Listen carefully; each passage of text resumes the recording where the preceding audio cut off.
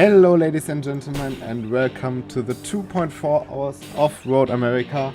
I'm your host Lino and I'm accompanied by the founder of KCG, Dennis, and our favorite special guest, Robert Wiesenmüller. Hello. Hello.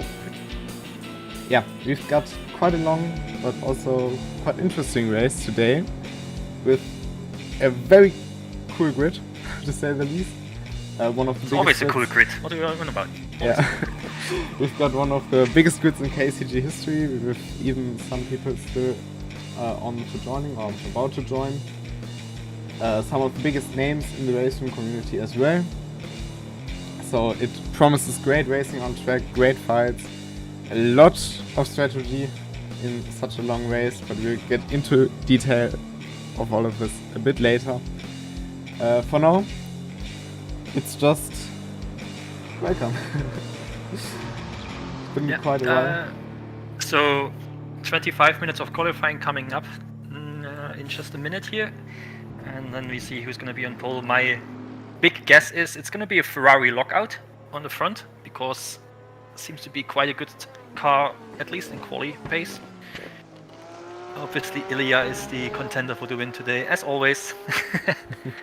But he's also one of the strongest drivers in race room, isn't he? Yeah, we will get into detail of at least most of the drivers. I think we will get through all of the drivers throughout the race, so we have quite a lot of time, but we will get into detail a bit later. For now, let's talk about the race itself. It's 2.4 hours, so the typical 144-minute format. No mandatory pit stop, because you have to do pit stops anyways. We're probably gonna see a lot of two-stoppers. And only two stoppers, honestly. Yeah, we've got a few Bentleys. One old Bentley that is able to do a one stop, but I am not sure it's actually the best strategy to do. So maybe Marvin Muckenberg is in that old Bentley. Maybe he's surprising us with the cheeky one stop in the end. But he says he didn't want to do it, or it's actually a bit slower by a few seconds. So let's see what he's doing. But it's two stopper. And the strategy could be a free similar stints and not full tank, or you do one full tank for the first stint. You start with a full tank, second full tank, and then a small special dash without a tire change to the end. Well, let's see how that works. Other than that, I don't think there are any other strategy viable. Yeah, you can do a lot of variety with your strategy, and you can also decide during the race, because if you fill up your car to the rim at the start, you obviously have a lot of options to decide what you want to do. If you have, for example, driven for half an hour and got quite a bit of space in the fuel tanker, but you are stuck in traffic, you can come in, just top up, change if you have a front engine car like the Mercedes or the BMW. You can in theory change fronts to increase grip level on the front, and maybe that's a viable strategy. So you have a lot of different things you could do in theory, but it's always obviously the risk you want to take during the race, and also the risk while driving, if you want to make your car more unstable, if you want to overstress the tires, if you want to save for the tires. Changing just fronts and having shit rears sounds really bad. And also remember, only because the strategy is not viable, doesn't mean that no one's gonna try it. That's also true. If you are desperately behind someone, we've seen some very hard fighting in recent days, fair but very hard. That can lose you a lot of time, especially over such a long distance. I think none of those drivers will just yeet it into a corner and hope for the best in such a long race. So you've got to take risk at some point for some of the drivers. And also we've seen, apart from maybe the top 3 or 4, it's very close together, especially in the midfield. Yes, it's gonna be a really good midfield battles, and top 5 will get VRP prizes. Not sure how many, depends on how much money I have on my bank account, I guess. And how many codes Lino has. But the midfield also has something to fight for, because if you just finish the race, you also are eligible for a small little raffle. And if you're a lucky winner, you also get some prizes. So it doesn't actually mean that you have to win or be up there to get some little bonies. Talking about prices and distribution, we have, as Dennis said, price for the top 5 guaranteed. We might extend the pool a bit depending on other things, but the top 5 definitely get VIP prices. What we haven't talked about yet, which will also be quite important for, especially for the race, we have a custom BOP in place. So we did our own BOP. This is also the reason why Trevor is a bit stronger than, for example, in ranked. Yeah, I think I kind of missed out a bit on a tiny Ferrari bot in the end, but I am not sure if it's actually the best car over full distance, especially in 2.4 hours. It has a tire wear issue, and it's not particularly strong on the straight. So if you're stuck behind a car in the Ferrari, you are a bit screwed. It's also not the strongest car on fuel, I can tell. Apparently not. VR8. But it will be quite interesting, especially the midfield will be very close together. Also, the Porsche might have more chance. We have 2 Porsches on the grid. Don't think so. So might be one of the at least they won't be like dead last like they used to. The McLaren's also not a strong car here, but we have one 720, I think. And one 650. And the Boggy just changed to Bentley. Oh, I let that slide. Oh, alright. What else do we have? We have some Corvettes, I think 2, but they are the strongest car according to the book table, so they may be struggling a bit. Then we have the Mercedes, a few Mercedes, and the Audis. 2 BMWs as well. We have a very mixed grid. It's not like you're not it's very used to. It's nice to see a good mixed grid, and that's why we made a bob table. So we end up with a few cars and a few options with strategy as well. Because the old Bentley is able to do a one-stopper if you are able to save the fuel. But if it's fast in the end, who knows? And if Marvin's the only one in the old Bentley, if Marvin Mackenberg is going to do the one-stopper, also who knows? Indeed. Also, these different cars will play out differently during the stints. Some cars are stronger in the end stage of a stint, some are stronger in the later stages of a stint. Also, the stint length will be different between those cars. And also, the drivers make the big difference, obviously, because if you have a driver that is very good with tire preservation in, for example, mid-engine cars, he really can use the strength of the car later when he has less fuel and he can use the tires better. On the other hand, for example, a good driver in front engine cars, I think Sebastian Reh is one of them. He's been pretty strong in the AMG. Can constantly put on a good pace. We already got a few laps in here. Ilya P1 with a 3.8. Sven Mackenberg also in the Ferrari with a 3.9. So it's quite close. Then we have a bigger gap though to Thorsten Leber, one of the newcomers to KCG in the Bentley Evo in P3 right now. But I guess most of the guys just putting in a bank lap. So they have a lap on the board. The time for quali is quite long, so you have all the time you need. It's not 12 minutes, 10 minutes quali. And although the track is a bit longer than usual tracks, then I wonder if we are going to see some slipstreaming strategies here in the qualifying as well, because that could potentially play out, potentially give you an advantage. But Ilya Dvorosekov, at the moment, he doesn't have anyone to slipstream with. As we see Thorsten Leber there, going for a little pass. His qualifying lap, but Ilya, he's up again in the first sector, on the purple sector, so might see the times drop even further. Second purple sector as well. Third purple sector is owned by Sven Mackenberg right now. He also is not in the slipstream, so free air for him. I see a lot of cars packed together now in the carousel. Could be a bit annoying for a few drivers. Didn't leave enough space, or whatever reasons, caught up to the guy ahead. But it's more than enough opportunities to get a good lap together, so 80 minutes is something about 9 to 10 laps. But talking about qualifying and results and stuff, where we see Yeah, one of the 3.2. Bentleys. That's A big strong mistake. lap. The grid position will not just be the position on the grid, but also we have our manual in-lap, our manual rolling start. So if you have pole position, for example, like Ilya currently has, you will also be able to decide on the start of the race, basically, when you want to deactivate pit limiter and just go. And that can also be quite a big advantage. We've seen that especially in mini season 1 back last year. This can be an advantage,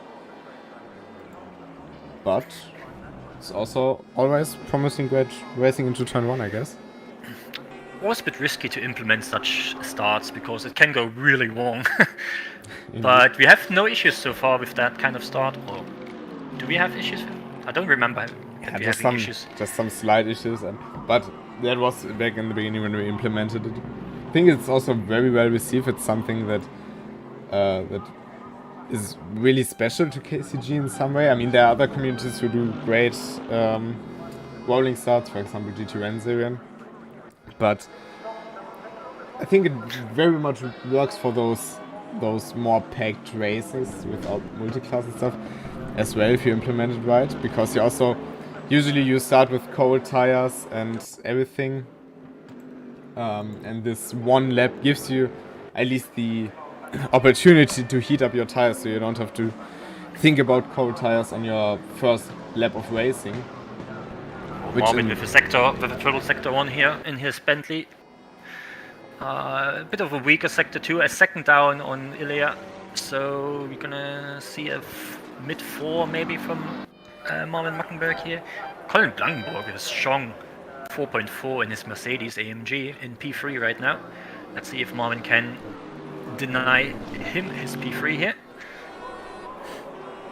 The thing with the Bentley is that it really gains all of the time in the first sector with the long straights. Still a decent effort here. Yes, it's P5 for now. Christian Kötter with a 4.4 in a Ferrari. So are we going to see a 1-2-3 Ferrari on quali here? That would be interesting. That would be also really good for the Ferrari drivers, because they may struggle a bit with top speed and overtaking. The Bentley is super strong on the straight, and the Ferrari struggles a bit depending on your wing settings, of course. Obviously, what America being a track with need for all trades. So you might over the lap time be faster in sector 2, which has a lot of corners, a lot of tight corners to be precise, where the Ferrari definitely will be better than the Bentley, but it very allows for racing, so you can go side by side, but it's not easy to get past, and it's always the opportunity, especially with those powerful cars like the Bentley, to just try to get out of the corner with better traction, or in general just sling it around the outside and keep it in front for the next corner. So that's what's so great about this track. It really allows you to hang on to it. Yeah, it's a really well-rounded track to have. You basically have almost everything except the tight chicane, and tight chicanes are not fun. For nothing. But what's pretty surprising for me, Marco Sherdon in P6 in the 720S. In front of Sebastian Reh or Thorsten Leber. Also Riccardo Rebello in the BMW, best BMW in P9. If you look at the BOP table, you can see that both of the McLarens are sitting at full power and no extra ballast weight.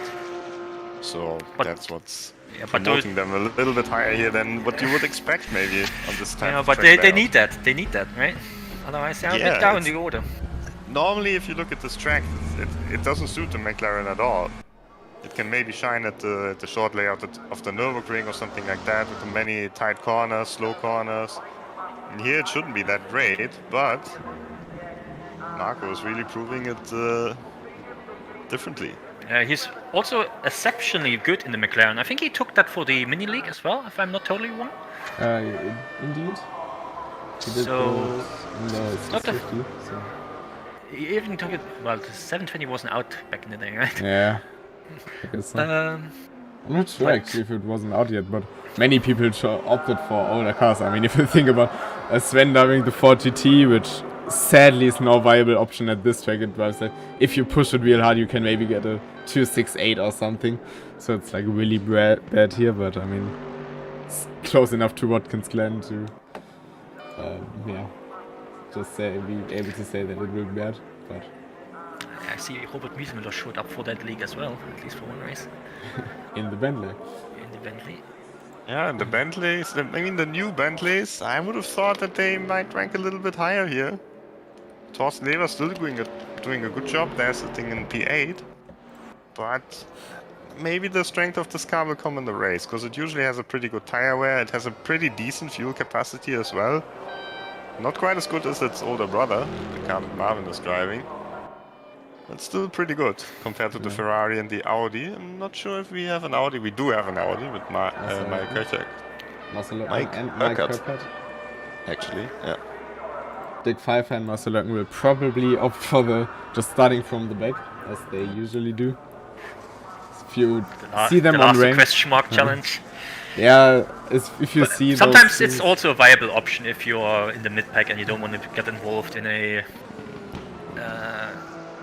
crash. But I don't like that. I would love to see people actually competing in qualifying for a qualifying time. But oh well.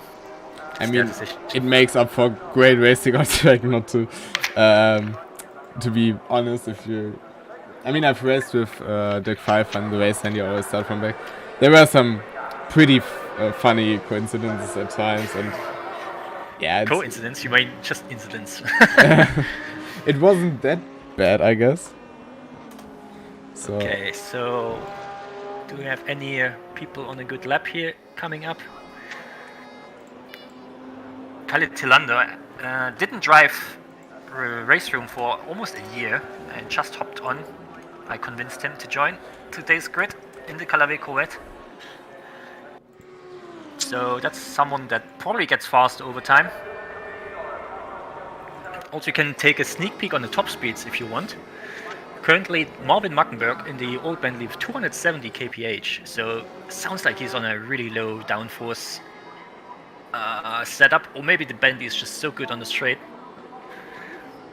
The Ferraris with 265, 266 in Sven.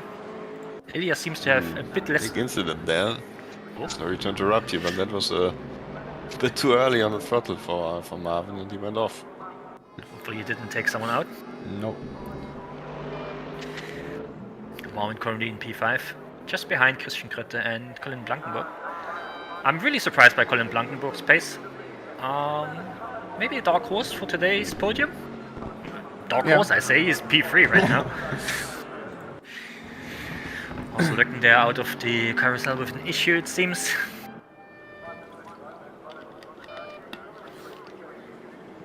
Or maybe let someone through. If you look at the ranking in race room, Colin Blankenburg is sitting in P44 out of all of the drivers on the ranked mode. Not far behind Sven and Marvin. 2080 rating, that's impressive. Even with the current inflation. Back in the day when I drove ranked, 2000 was like not many people had. I think it was around like 15-20 people had over 2000 rating back in the day. Like it. And having 1900 was already VIP club. Nowadays just like, yeah, you are quite okay. All of the drivers in the race here though, Ilya is the one with the highest rating. He's P6 overall, 2220. Closest one behind him is actually Sebastian Reh. 2187. Marcel Löcken with a big spin there out of turn 4, I would call it. Just getting up the crest and then the left-hander. That's a tricky corner. I think we're gonna see a few spins in. I'm not sure if it's official turn 4, but it's the 4th proper corner on the track. We will have a look at the track and the corner names during the warm-up phase. So, oh boy, corner names. I've prepared a bit of something, let's say. But yeah, if you're already talking about the drivers and the rating, Sebastian Reh obviously being one of the big names in the TCR section of Racing, which is like the counterpart of the GT3 section in this game, where he, kind of fights against people like Fiduci, if he's a name to you. But Yes. Wait, who's fighting? Sebastian Reh was fighting Fiduci in the ranked competition at Hockenheim in the TCRs in a Peugeot. I think he spun out there, did he? Uh, Also, yeah, he was in the Peugeot for one of the first cars in TCR. No, I didn't spin out. I was crashed out on the last lap in the hairpin. I didn't spin. It was front wheel drive. No Christian Kötte here or green sector 1. Let's see if he can improve P4 right now. Maybe he can dethrone Colin Blankenberg on his P3. It's quite close there. Yes, it is. Don't forget the mid-back. We just saw, by the way, that Sebastian Reh was starting his lap right behind Riccardo Rebello. He got a massive slipstream down the straight, and Rebello is actually letting him through right now. So we could expect maybe a great first sector from Sebastian Reh, despite being in the Mercedes, which doesn't have the best top speed out of all of the cars. 268 top speed here on in the Speedo. That's one of the stronger cars. Well, with slipstream, probably. Probably with the slipstream, yes. But let's see what his sector 1 is. 36.8. That's still lost a lot of time. Yeah, 6:10. But he's a green sector 1, so he may improve his time here. don't forget, it's a very balanced car. So in the first sector, he might lose out, but he should be better for the second sector compared to. And Christian Kröte just took P3 with a 3.9. That's the third guy in the freeze. Also, only the Ferraris in the freeze right now.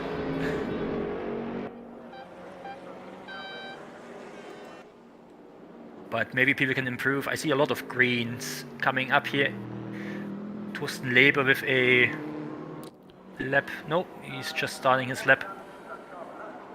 Marvin Magna just avoided his. Bastian's coming up to the second sector line now. Let's see if he's still on a green lap. Nope, he lost the time as well. He can still improve a bit.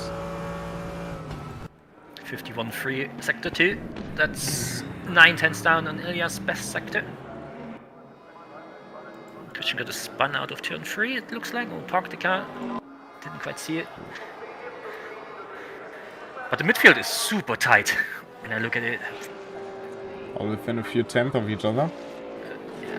So if you gain like 1 or 2 tenths, you may actually jump a few places already.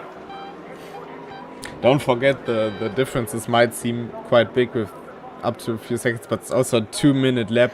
It's obviously, let's say 5/10 gap might be equivalent to a 3/10 gap on, for example, Nürburgring GP or something, a shorter track. So it's actually tighter than it sometimes looks. It looks like that Sebastian Reh lost almost a half a second in the middle sector, so he must have had a mistake there. So he's capable of doing, what is capable of? Low force. 5 minutes left on the clock. Remember, in race room you cannot finish your lap if the clock goes to 0. So if you want to do a lap now, you have to basically drive out for your last lap. Like Markus Chadron just does. Meanwhile, Sven Mackenberg and his Ferraris blasting by. Also a very beautiful combination of cars in my opinion.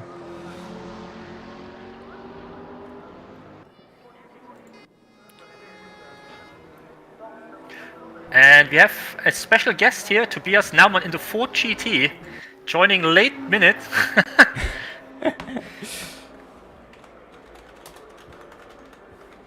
That's an interesting choice of cars.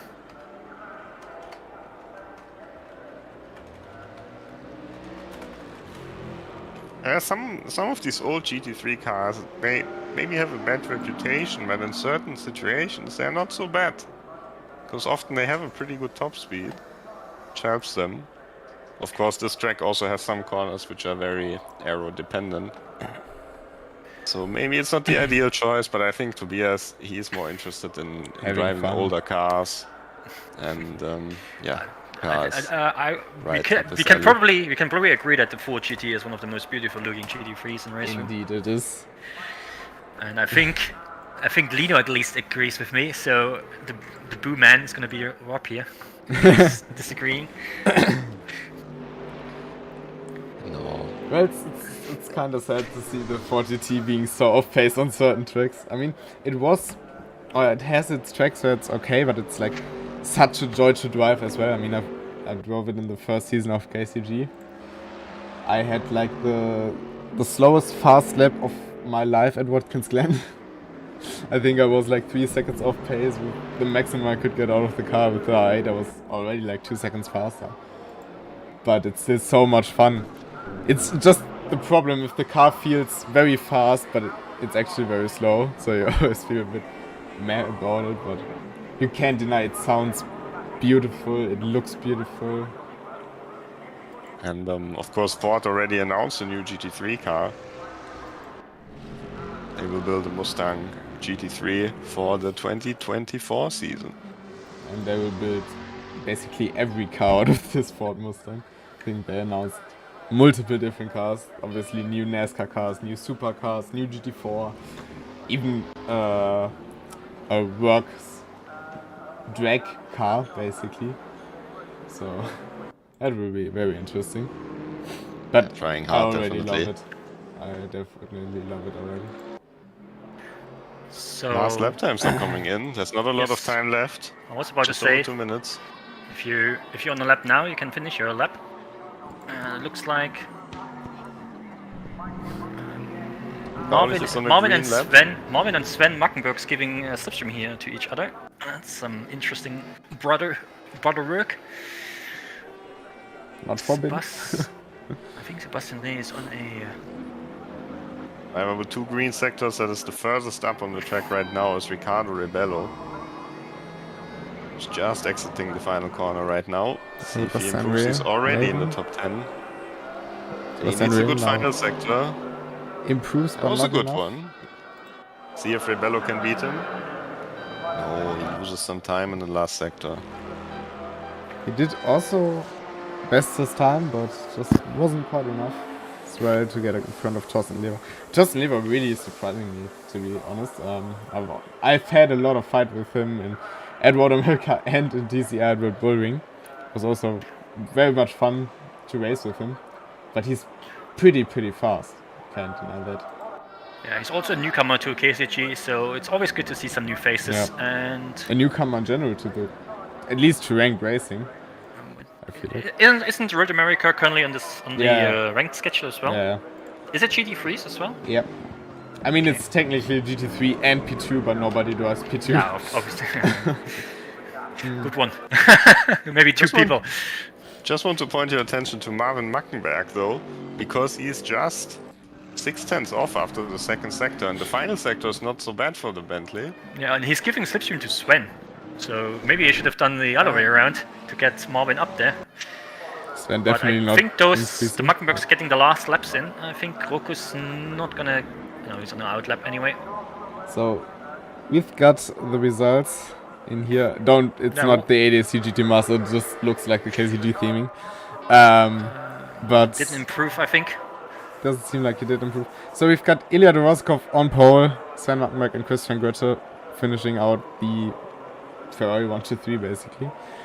Colin Blankenburg, strong P4, Marvin Mackenberg in the Bentley in P5, and then we've got the McLaren of Markus Stadron. I'm quite surprised by that. I don't know how you think about it, but yes, I'm also impressed by Thorsten Leber and Riccardo Rebello for a really strong top 10 finish here in quali. Flowing out also in the Mercedes on P10. So I also have a bit of a duty here today, do I? That is what? Drive the safety car. That's true, we've got a safety car. We will see that in a minute.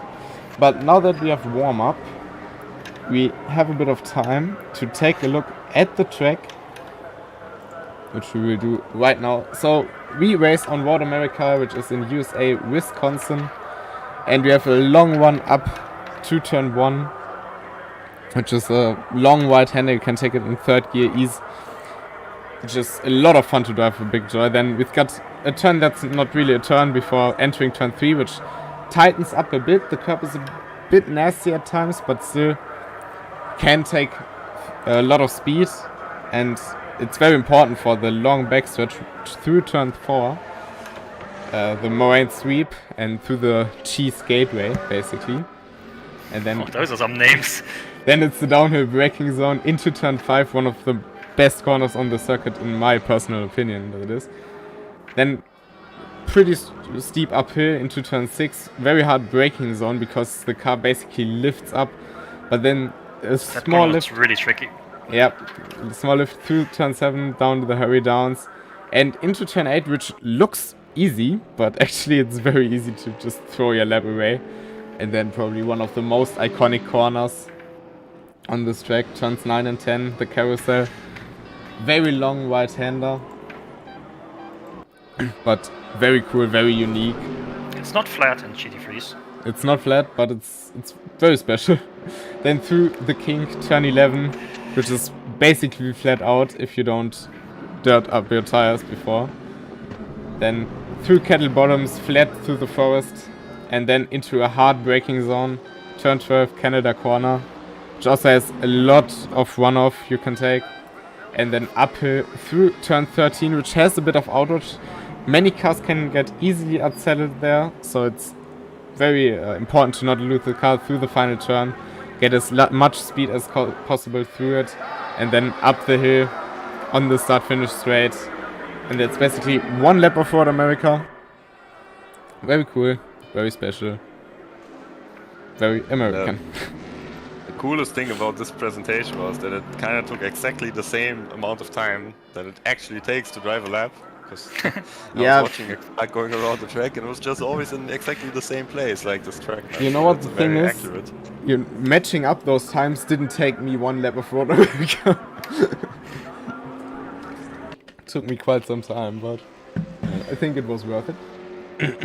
I just want to point your attention to some very interesting thing that happened here. And we have Pavel Bogdan on the server. It's actually in P23, and that's because he changed the car. He was in a BMW in the practice session, and now he's in a McLaren.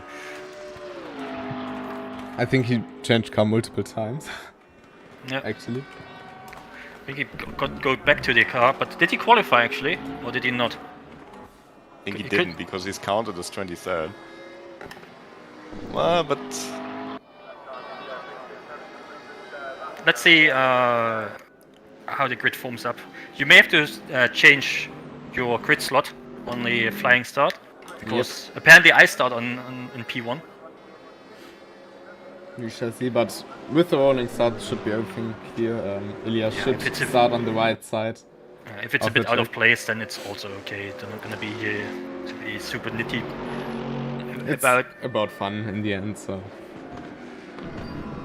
Also, I'm just driving around with the safety car right now. Sadly, we can't spectate you, but I can spectate another beautiful car, 4GT. I mean, you don't see much out of that windshield, but still such a cool car. Maybe that's also why it feels so fast, because you basically don't see where you're going usually. But at least it has a view camera, so that's a plus. Actually, all GT3s have that, but apparently it's not modeled in. Well, nowadays they have, but I mean the 4GT is a very old car, and not many of the old cars have that. So modern cars obviously, but cars of that age, that's kind of a rarity. They actually have also car recognition in their cabins, so yeah, it's almost like a radar. It's almost like a radar. You can actually see that quite good in the BMW M4 GT3.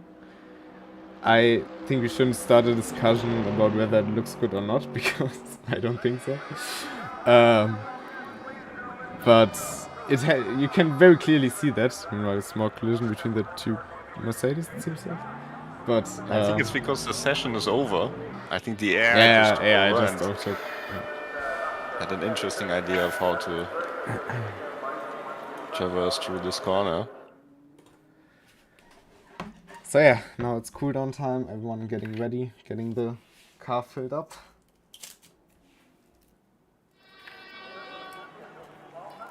I wonder if the formation lab is helping the Bentley, making the fuel saving even more efficient here.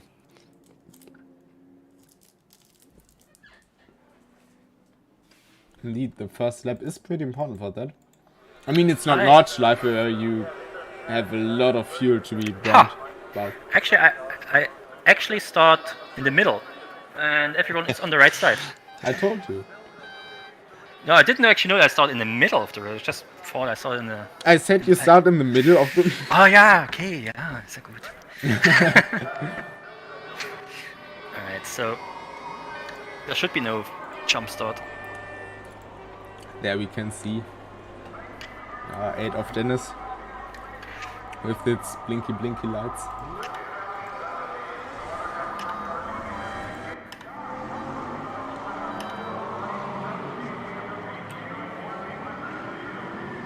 Hey, no one made a mistake. That's already the first task mastered by all of these drivers. We've seen that quite often on various ranked races, especially after it was changed between well, the possibility of jumping the start was enabled, and that caused a bit of short-term chaos. I think I disabled it. Just in case. So people actually don't have to be in formation for the whole lap, but it makes it a bit easier. Also, you can tell me if the pack is tight enough or not. Yeah, it definitely is tight enough at the moment. You can actually speed up a bit to allow them to get spread out a bit more. I want to get the start to 24 minutes. So we actually have a 2.4 hour race. It got a bit of additional time.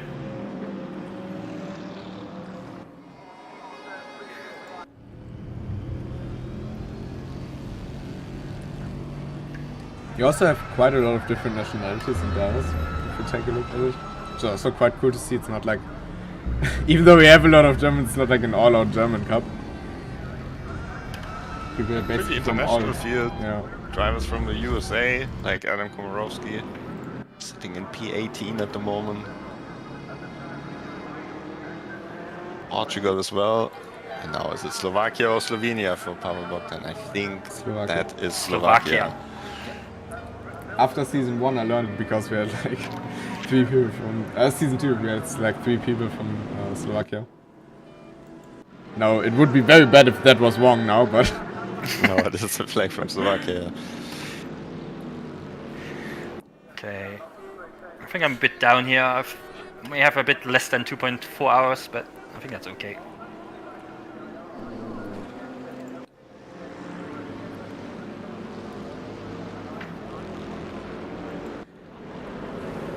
They are keeping a big gap here to the safety car.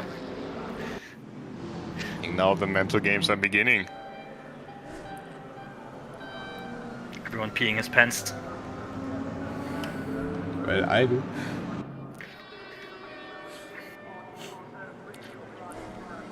I'm gonna slow the pack down here a bit.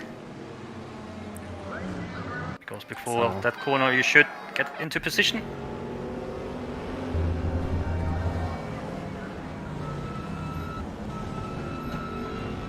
See everyone getting into position.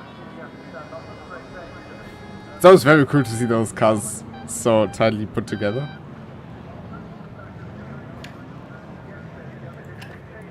Safety car is pulling into the pit lane now, as we wait for Ilya Drovosekov to launch the grid here. After the bridge he's allowed to go basically. Everyone pretty There's close. the bridge. When will he pull the trigger? Waiting, still a long time. There he goes. Lights out and away we go to say in Dennis words. Who says it in Formula 1 words. And it's been a pretty clean start by everyone. Good launch by Marvin Mackenberg, not so good by Colin Blankenburg. They go side by side into the first corner. Colin Blankenburg keeps it around the outside. Looks like a fairly clean start here. Even at the back, no one has crashed yet. Don't jinx it.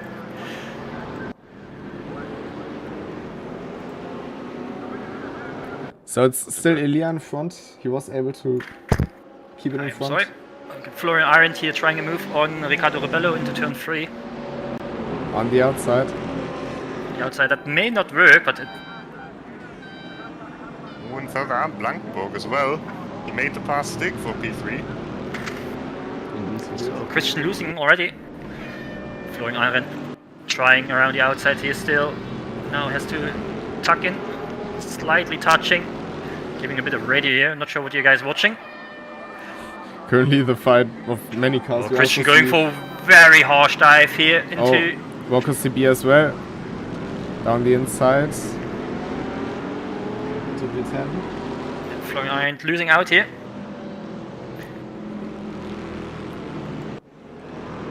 Christian decided not to keep the position. Also my Kirkut all the time already putting pressure on the bend lane front of Amadea.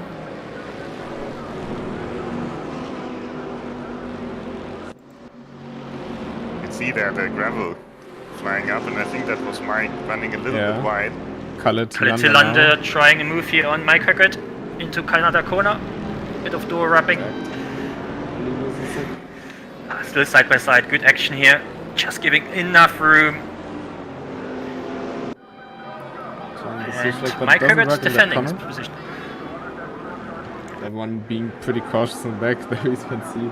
It's a long race. There's a long race. There's no point to crash out now. Well, there's never a point to crash out. We're looking at around about 69 laps, which is pretty nice. Lambert's now on the attack. Oh, Blankenburg with a very thrifty turn 1. We tried it as well. He wasn't quite close enough. Pfeiffer tries it on Norway, Nick. He said he still has some business to do with Nick. I think he just did that. Campbell here, Uwe Nick defending against Pavel Bogdan.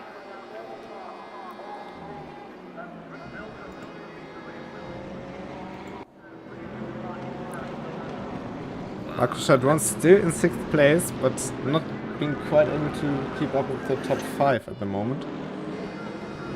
I'm a bit surprised by that, because Sebastian Reh, I really expected him to, to make easy work of Marco here in the race with all of this experience that he has from the ranked mode from various esports leagues. But Marco in the McLaren really doing a great job here, keeping P6. Well, Marco is not a slouch. He's one of the Renze and GT guys which are fairly strong group of drivers. Yeah, they specialize on the Nordschleife most of the time with various cars. That's true indeed, but he's fighting against one of the guys who's in the top 15 out of all of the drivers in the race room. At least if we take the ranked mode ranking for consideration. So that's definitely an impressive feat. Definitely impressive. I mean, there are some guys who just stick to their communities basically and be there for a very long time and are very strong, but just are not interested in basically showing that off in official competitions. Don't forget that. But many of the GT1 guys are very strong. Also thinking about Timo Plum, he won the Nordschleife race in season 2 back then. Mr. Minimi, obviously the guy behind GT1 also very fast on that level. So you got a lot of people there who are on a very high level of competition. Yeah, especially on the Nordschleife, those guys are insane there. One of the best communities for Nordschleife racing if you're interested in that. So maybe they welcome you into their community if you are a Nordschleife enthusiast. Indeed. Racer. Also Thorsten Leber now putting pressure on Sebastian Reh. Thorsten Leber also with 330 ranked race room races. What now? Good draft. Is he going for a Picking move up here? the inside. A little bit of contact. Nothing happened. No spin. And he backed out, so not making use of that contact. That's racing in the end. Bit of contact. But I'm surprised and also happy that we still have everybody on the grid here. No crashes, no spins. I say that. Instantly jinxed it. And I see Tobias Naumann in the 4GT having a bit of issues there in that difficult uphill left-hander. Doesn't seem like it was contact though, so at least Might have no. been just a spin. Also, Very easy corner to spin it. Especially in the mid or rear engine cars. The car gets incredibly light over the crest, so. also keep in mind that the 4 GT might be one of the worst GT3s in racer. And especially it's one of the worst if you are only considering the modern GT3 versions.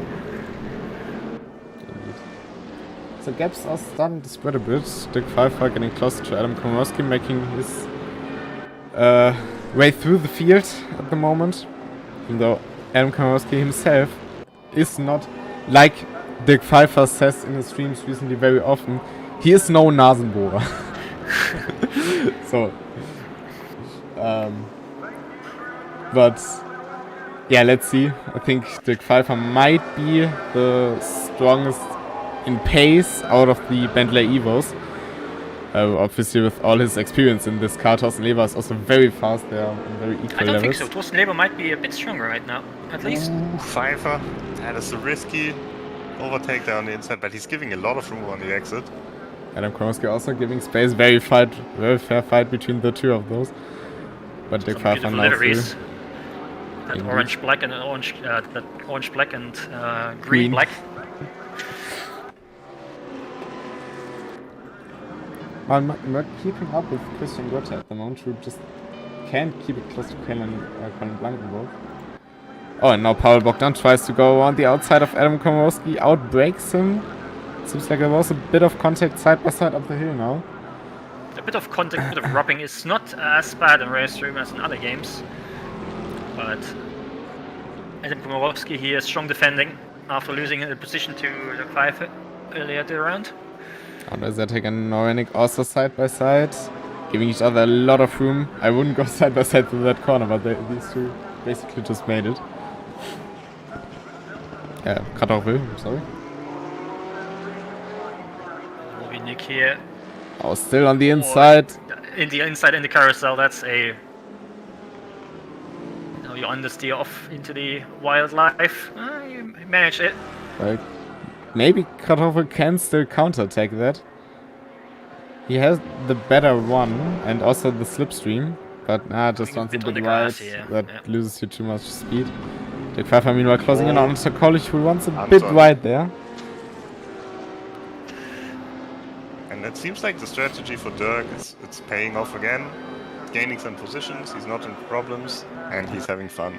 Yeah, I think I just want to say that's probably the main thing for him.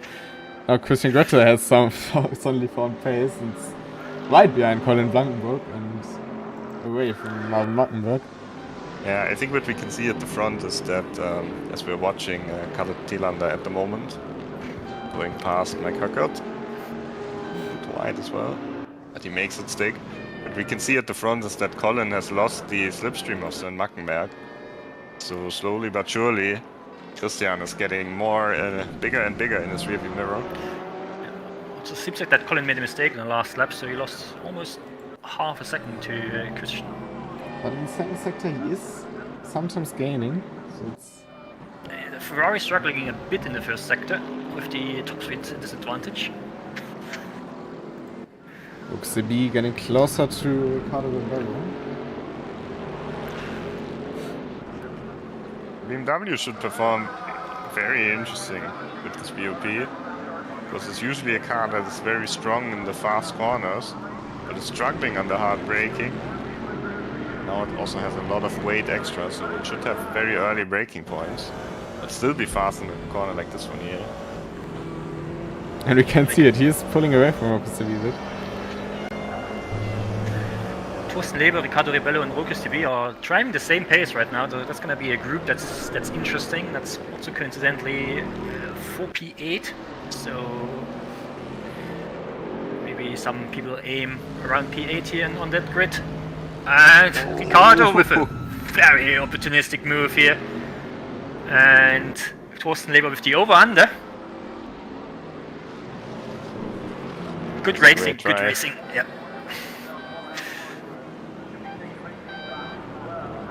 But now the Corvette is here for the straight. And since both cars have a lot of weight, I think the Corvette should be even stronger than the BMW around the straight. Good fight further back, that's Pavel Bogdan behind Komorowski and behind Anton. Somewhat closing in on Florian Arendt, and Michael Cut trying to get back on the Corvette, which you can see in the background there. So 2 times the same moves. Amradrea backs out, Michael Cut as well, but then... Sebastian Blade joining that group here for P8, now it's a group for P7. I'm a bit surprised by the lack of speed of Sebastian Blade, not sure what kind of strategy he's on. I'm not sure if the Mercedes can make a one-stopper work. Would be very surprising. The thing is also that I think that the speed of Colin Blankenburg sometimes gets a bit underestimated. Because this guy is super quick. Indeed. I once had the chance to drive against him on a ranked race in Imola, and he absolutely destroyed me. Very fast driver. Surprised that he took the Mercedes here. It seems to work for him. I'm pretty sure I also destroyed you on Spa in the WTCC. You're forever gonna brag about that.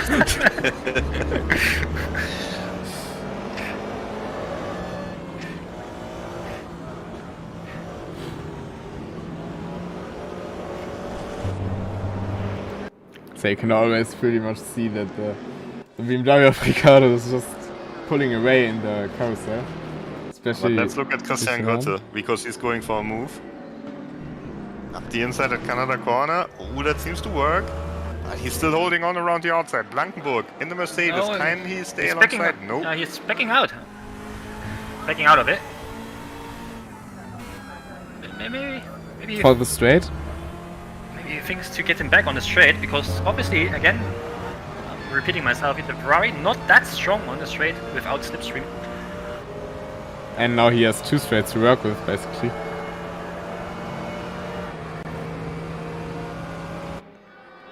Might not be enough for this one. Yeah, you don't also want to brake too late in the slipstream, otherwise you're gonna hit the guy in front. And just one off track, basically, which also loses your time.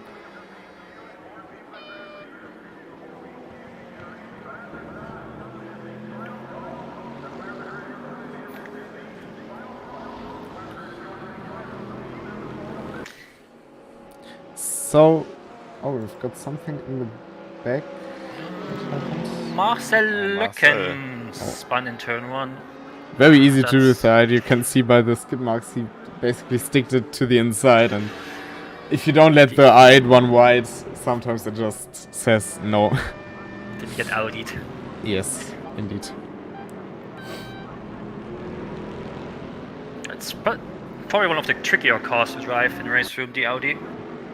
Yeah, it's definitely one of the cars where changing the setup can make a huge difference in terms of drivability. The default setup is very hard to drive, but on an open setup competition, Never heard of that. definitely improve it quite a lot. Yeah, it's a lot about car stability and adaptability to the driver, basically. So, yeah. But Colin Blankenburg also dropping a bit here. Now he is having Marvin in his back mirror, his rear view mirror. So can Marvin make use of the lack of pace from Colin right now? When I say lack of pace, I'm saying he's currently half a second slower than the guys around him. You see the pass of Leva on Rebello, by the way. Just had it on camera. But, yeah, I think what's kind of interesting about all of this, the racing is very cool, but I mean, it basically doesn't have much to do with the result in the end, because we still got more than 2 hours to go in this race. So now that gaps are building, people might try to preserve tires a bit more. And we still don't know, or can't be sure, which drivers drive which pace actually, or which are just preserving tires, preserving fuel, trying to go for 1-stop, 2-stop. Oh, and now Amradrea trying to move on Florian Arendt, loses the rear end. There's no collision between them, but... Side by side now between Bogdan and Komorowski into turn 1. Bogdan is backing out of it here. So all goes very fair with each other so far this race. Bogdan trying to come back here. Ooh, that was a door shut down here. Getting the door slammed into your face. But, well, another straight. I can imagine that the drivers have like, you know, an angel sitting on one shoulder and the devil on the other. Bogdan overtaking here on the straight easily. But now into Maybe the a bit late on the zone. brakes. Can he make the corner? Now with the mid-engine more traction out of the corner, it's still side by side now into the left-hander. Bit of rubbing, not a problem here. You don't want to drive into the back though. Yeah, but actually it helps the car on the inside there because it makes the car more stable. Oh, and Bogdan diving it down the inside, bit of contact there, just try to avoid hitting the rear, I guess. Especially in these long races, the drivers seem to have like an angel sitting on one shoulder and the devil on the other. Angel telling them, you know, it's a 2.4-hour race, you can sort it with the strategy, save your tires. And the devil's just shouting, pass, pass, pass, pass, pass. You're losing time behind that guy, pass, pass. I'm myself driving a lot of endurance races lately in a different game. I'm not going to advertise the game, but... and it's really like it is really like that. It's not iRacing. It's really like that. You're stuck behind someone. You're thinking, yeah, it's a 6-hour, 8-hour race. It's no point to go for a risky dive here. But you're also getting your teammate in your ear and saying, "Come on, dude, pass that guy. We're losing time." Yeah. I mean, you can advertise the game as it's good, but I guess, but it's still. No, just trying to make a point here. What Robert is saying. Yeah, it's. I think it's also a thing to do with KCG in itself, because even when we had sprint formats, obviously there were more incidents because people took more risk, but it always was pretty fair. I mean, well, Bogdan not trying it on the outside, losing it on the grass, but kept it on the track. That was some brilliant car control. But I think in general, in KCG, people tend to be more respectful. It's not open lobby racing like ranked, where it's getting a bit more elbows out. And also, you can't run away from the other people because in the next race you're gonna see them again. So.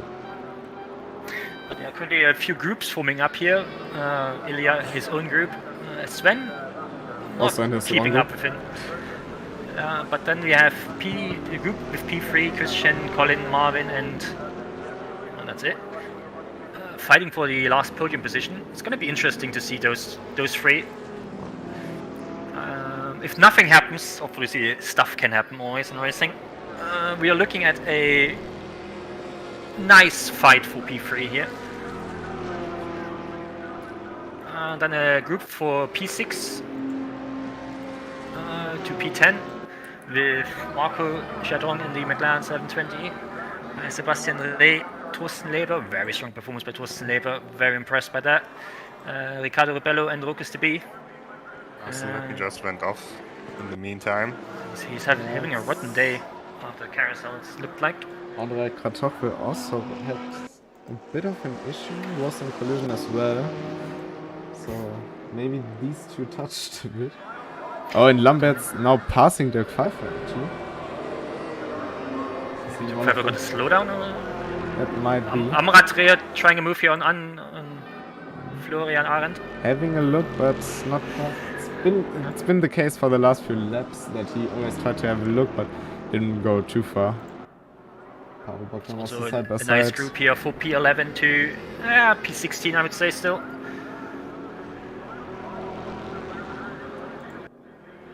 So currently forming 5 packs. The back markers P20 to P23. One more and we got having a nice fight. There's no one really massively off the pace, which is good to see. So everybody has someone to fight with except Ilya. Dirk Pfeiffer here trying a move on the Porsche of Christian Lambert, and that's not working. Lambert's just using what the Porsche has, and that is good braking and good acceleration out of slow turns to keep Pfeiffer at bay as much as he can. Amrat here a bit late on the brake pedal. We might see an overtake done by the Ford GT. Not quite. Just backs out of it. Still no match for the Porsche. Oh, but Amrad Dreher must have made a mistake because he lost Yeah, massively to... just the left-hander before the carousel, he missed his braking marker and went off. So now Kalitilande is going off track, but he's also getting close. But also Mike Höckert, still in P14 in the Audi, which might be a bit underpowered for this track this time, but solid performance so far. But the big thing about especially like 2.4 hour races, as one driver's doing the whole stint, the phase of mistakes is still about to happen, which will happen probably in like 1 hour. I presume 1 and 1.5 that people will start doing mistakes as basically concentration rate drops and all that stuff. Meanwhile, Dirk Pfeiffer now going to the outside of Lambert. I'm not sure if Ilya is actually doing a lot of mistakes. He rarely does mistakes. Rarely does.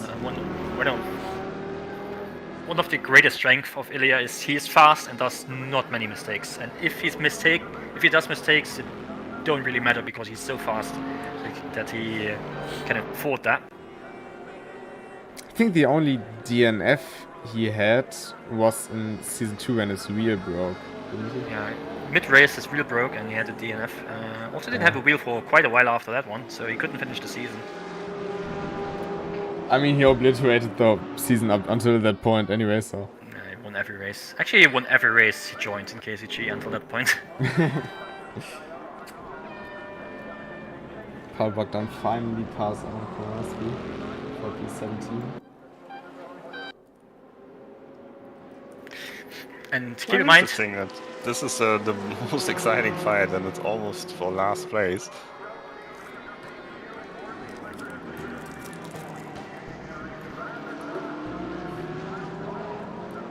Don't get confused by the minute marker at the top of your screen.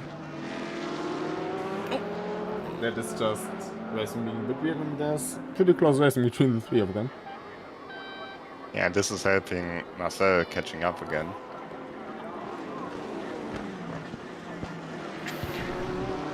Maybe you spun once or twice like Marcel did, but there's still something you can fight for. So if you finish the race with a 90%, some stuff going on here for P20. Look at Marcel, he gained like a second in one sector because they're fighting so hard ahead of him. Yeah. Oh, Marcel! That's But I had that as well. It looked like he bounced off the curb and went in a wall, but... Which can happen. Oh, and Norway. Karl Tilander. That's what massively went off track.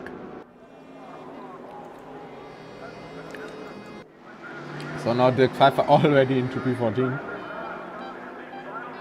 So has caught Norwinick now.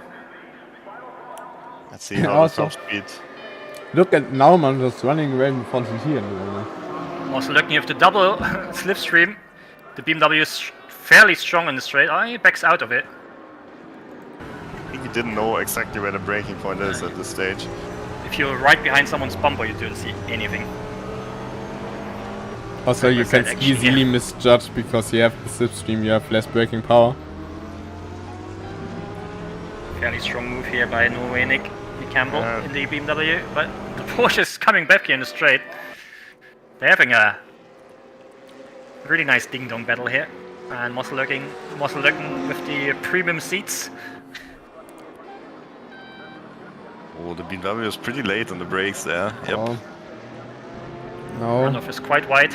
Kartoffel coming through, Marcel not quite. What Marcel is struggling with is taking the momentum through the corners. Because I think the braking points of Norwinick are distracting him a bit. He doesn't really get a good slingshot out of the corners at the moment. And that always hurts his run. Actually, at the moment, just seeing Colin Blankenburg still keeps up with Christian Götte.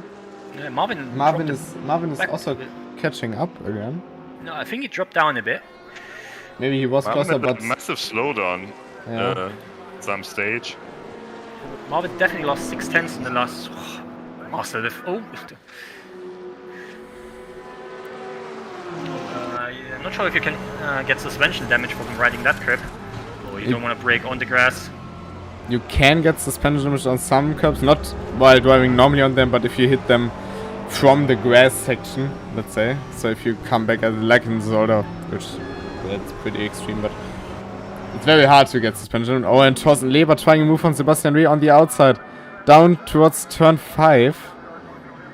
Using as much force as can around the outside. On the curb you have less traction, you have less acceleration. Still alongside him. It's very well driven because he's got the inside now for the next one. Can Reh hang it around the outside? No, he can't. And that's Thorsten Leber passing one of the race from ranked race, but Reh not done yet. Can Leber keep it around the outside to be on the inside for the carousel? Side by side through the carousel here. It's super tight. Oh, he's going very wide, and now Sebastian Reh goes under him. That's nice battle here, and Ricardo also now in the slipstream of those two. Oh, look at this massive speed advantage from Ricardo in the BMW. Oh, we have three-way battles. Late braking from the Bentley. Almost contact too late. all of the run. That gives Rebello the chance. And he takes it. Also behind Amrad Dreher and Deck 5 on the Bentleys, in between them the small little R8 of Mike Hülkert. Really trying to put up fight, and we've got Kratochvel having a problem in the back, but looks like he spun his Porsche before the carousel. Oh, colliding with Sebastian Reh. Oh, and Thorsten Leber losing it on the inside here to back out. Oh, you almost hit the tire wall there on the inside. That would have been basically an instant DNF. But look at this side by side, also behind them. Kalle Tillander is currently in the pits for some reason. That's a bit early. Got 20 minutes done. Yeah, it's only 20 minutes, yeah. Lap 14, that might be a bit early. 30 minutes done, right? Yeah, 30 minutes. You can't do math. Indeed. Maybe he goes for the top up and can do passes perhaps, because he's attacking here against Amrad Dreher. He also didn't quite make it stick. Lots of battles now in this race all of a sudden again. Yeah, the groups also spread it a bit, but we have some one-on-ones here going on. Also Colin Blankenberg lost a bit on Christian Kötter for P3. Marvin caught up to him a tiny bit. Sebastian Reh and Ricardo Rebello having a fight here. Maybe Ricardo can do something into the Canada corner. I don't think he's quite close enough, but he can set himself up to do something for the next lap. He can keep it closely behind. Thorsten Leber lost out massively in the last lap. Last lap was a 2:08.5. That's 3 seconds off. And that's not even the corner where he spun it out, so.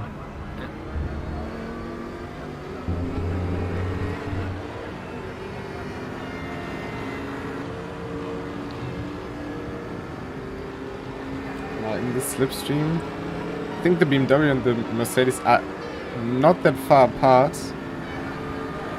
But you can see now. Kalle got a drive-through penalty for something, but it didn't show up. Because he didn't ignoring slowdown warnings. Oh, I didn't see that, sorry. Oh, good. I also didn't miss it. That is very unfortunate. That's 28 seconds apparently lost. Yeah, it's a flat out straight where you have to drive with 80, at least 80 kph, not 60, but it's still the fight for P12 here. And Rebello closer and closer and closer, not quite close enough to dive it down to 5. Almost looks like it's only like 2 cars. Deck 5 are bump drafting with the Audi. They're already going to the outside. Micro cut already quite in front, but on the outside. That's not where the place is. Oh, Amrad there's just giving. Oh, and Amrad, slight mistake there. Lost the rear end. Kept it going. Micro cut trying to avoid or avoiding the collision. And now Lambert is closing in and getting closer and closer. Oh, and Dirk closer. Pfeiffer totally missed this marker by at least 50 meters. And Lambert is through again. So at least he managed to not hit anyone. It was good decision making. Some people just try to go down the inside then. Shouldn't that's do. usually where you don't want to go if you missed your braking marker. Yeah, especially in TCR, some people think this is a good idea. Bello also a bit late on braking. I'm super impressed by Riccardo Rebello right now, keeping up with Sebastian Wey. Fairly impressive pace. Also, his fastest lap is currently 1.15 faster than Sebastian, so he definitely has the pace to keep up with him. It's not just slipstreaming. Maybe it is a bit of slipstreaming, but he is up there for a reason.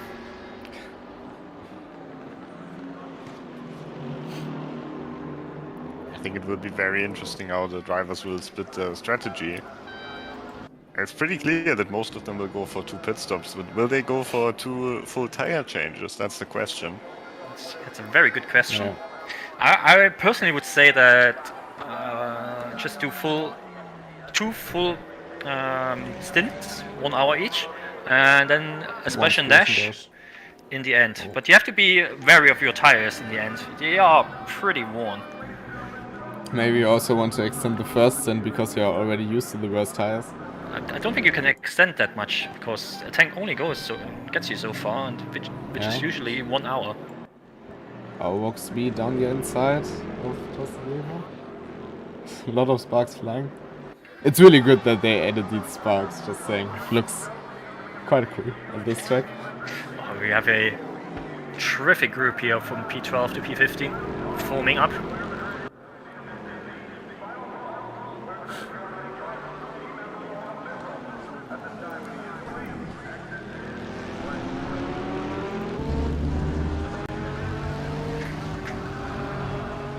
Dirk Pfeiffer currently has pace for P10 if he can overtake those people and not make mistakes. So let's see what the strategy is going to be for the most people. There's the opportunity for doing 48-minute stints and change tires all the time. Yep. If you're a bit hard on the tires. We're just gonna pass Marceletten. Oh, and Marceletten. Commentator's class. Did he spin again? Yes. Oh, he's having not a great time in the Audi. Is he an Audi main driver or No. did he just pick it for He the day? just picks whatever he likes to. He also said before the race he just wants to try it. And now Rebello on the outside, a little bit of collision in the turn 1. But now actually on the inside, Ray cuts him off, he goes to the outside. Maybe braking late, trying the switchback to get the better exit for the main straight. It's getting a bit too much on the curbing to get a good exit, but should be still enough. BMW with 98% power, so it's a bit down on power. Mercedes with 99, same kilograms extra. But it seems like they are quite even. Well, they're on the curbs, that's not where you want to brake. You can indeed do brake there. If you get the curbs right between your wheels and don't brake like on the edge of the curb, it's actually quite valid. Didn't work out that time. So Torsten Leben looks to be having here. Did Torsten Leben just get overtaken by Lucas? I am unaware. Was on stream. But yeah, I feel like Rebello is a bit faster at the moment. Just can't find a way around Ray, and Ray can defend without losing much time. Oh, City going very wide there. Not losing much time, but the thing is, if you drive through the gravel or through the grass out of turn 10, you will usually have to lift for the king, and that's what Thorsten Leber is now making use of. Bit of contact he had to brake on the grass. Keeps control of the car. Oh, and look behind also closer and closer. Well, obviously I'm a bit out of the scene of race room ranked championships and what are good drivers there. I know a few, but I'm really surprised by the pace of Colin Blankenberg, because I don't know. I don't who he is. think he's Never that raced new with to him. racing though. Well, I never raced him, so Well, I super didn't race impressive. him because he was usually far in front of me, but I am very impressed by Marco Chertron's McLaren pace, because I thought this might be one of the worst cars here in the Bob table. indeed, I just kind of, he's just like doing his own business and driving and not being Yeah, involved in any fights so far. But I mean, it It's does a bit of a work for boring him. race.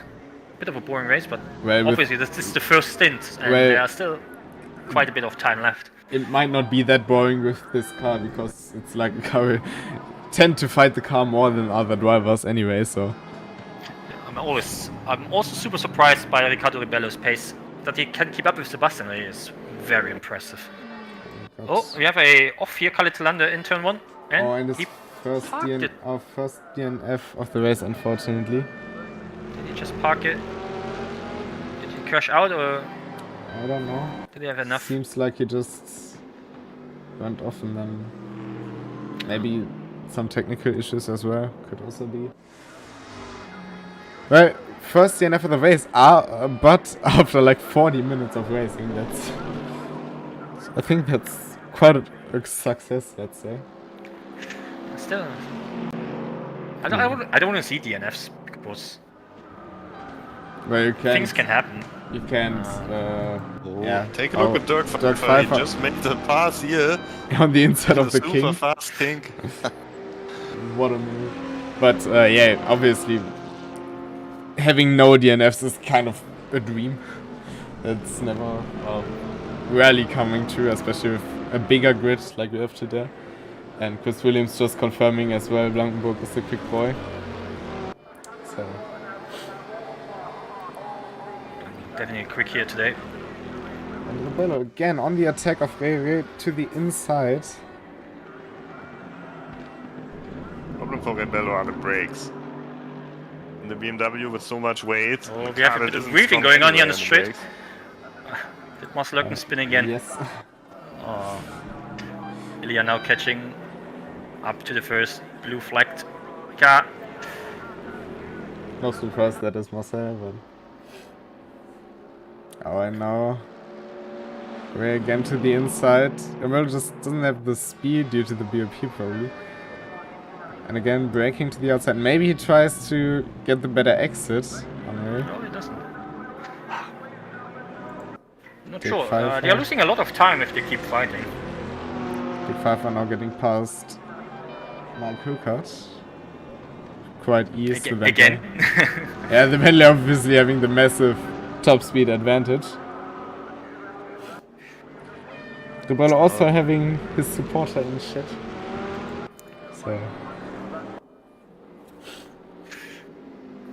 I think he could be very happy with a top 8 in this race, considering who is in here.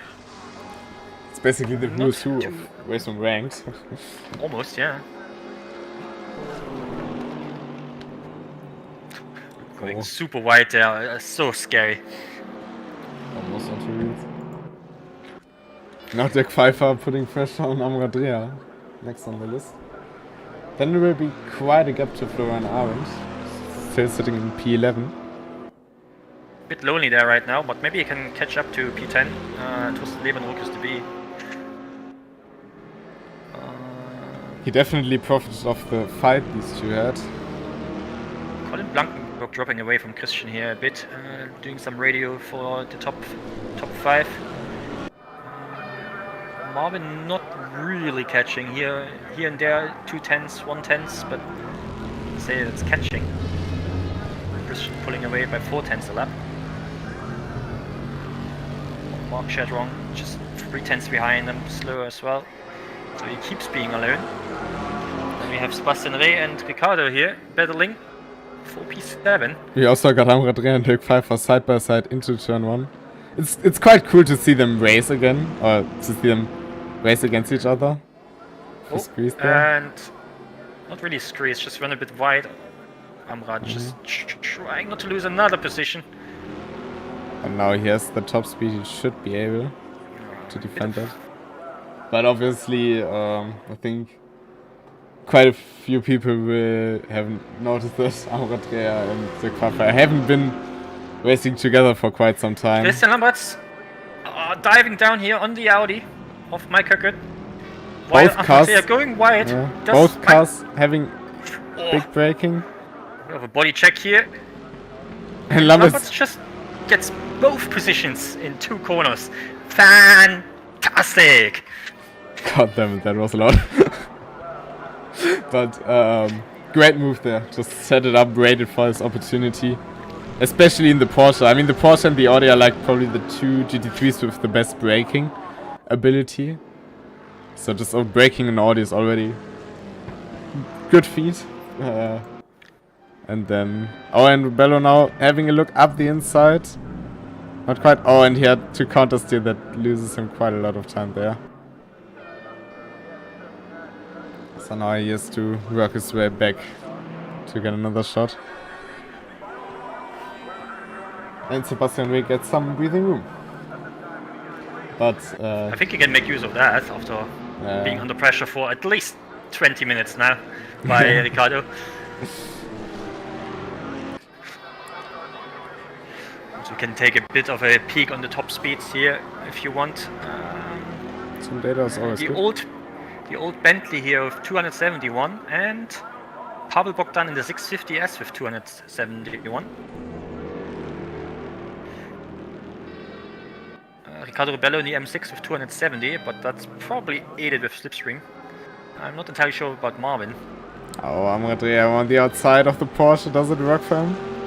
Can he keep it in the track? Bogdan in the pits, D650. So, first proper ball. Oh, and there's contact between Amrad Rey and Lamberts. Looked like a bit of a leg collision. Lamberts that's a shame. Able to continue. That's already good because he hit the barrier of the rear, and that is very, very dangerous in the Porsche.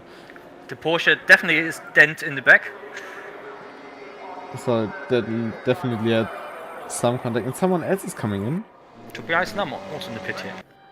Oh, he's retired. He's retired. Nauman's out. Oh, that's the 4GT out of the race, unfortunately, for all the GT fans. So that looked like a very weird collision, to be honest. It looked like one of the buggy collisions we had in Racing a few weeks ago. We will have a look at that. Obviously, KCG still supports the stewarding processes after the race. So... interesting here, a bit. Ilya catching up to a group of slower cars. That could mean shuffling around in that group as well. Also Ilya losing out a bit of time. Let's see how the blue flaggers behave. If you just obey to blue flags, Ilya is gonna be very happy and wanna be friends with you. And Roxy B lagging and Thorsten Leber as well. It's just the server lagging. What does it mean? I think it is because we also have to lag. That's Thorsten Leber falling out the map, and let's hope it's just a temporary lag, not a permanent one. At least seems to be related to the server because I can see the same here in my race room client. Cars breaking the top speed record. Dennis, are you still there? Did Dennis' internet just down? Because Dennis is obviously the host of the race and usually worked quite well. Because his internet was not that bad usually, unlike mine, but that would Seems be like a we weird lost thing. him.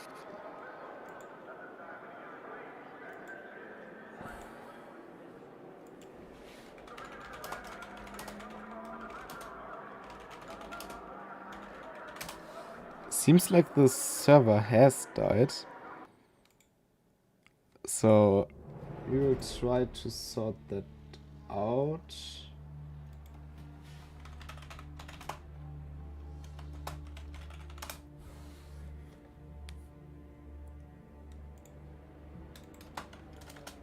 That was real unfortunate. I think we are going to give Lino a little bit of time to sort these issues out, and yeah, first of all, then his internet has to live again.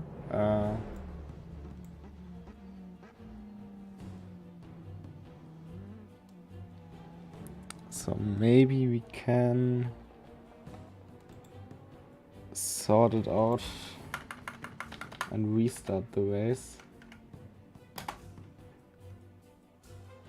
the good thing is that we had these server issues basically before the pit stop phase, so perhaps it can be possible to restart the race with the shorter distance. But I think we have to find Dennis first because he is gone missing.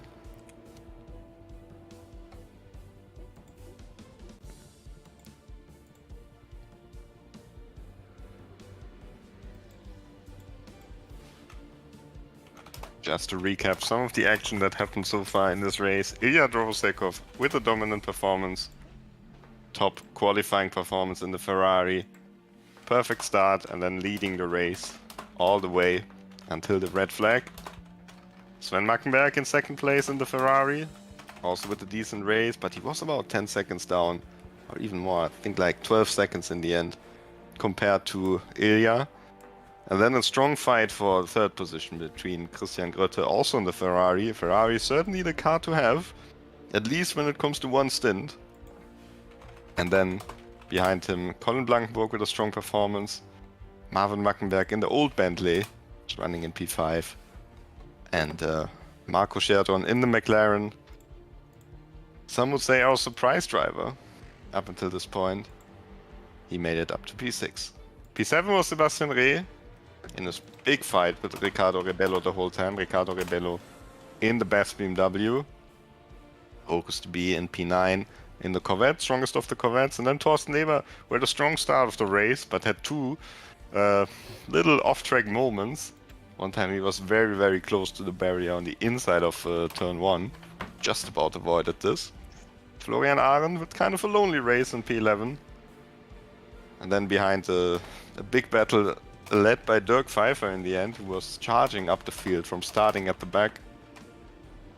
Mike Höckert right in behind him. That was a strong fight. Amrad Rea as well. And Christian Lamberts. There was this collision right before we hit the red flag.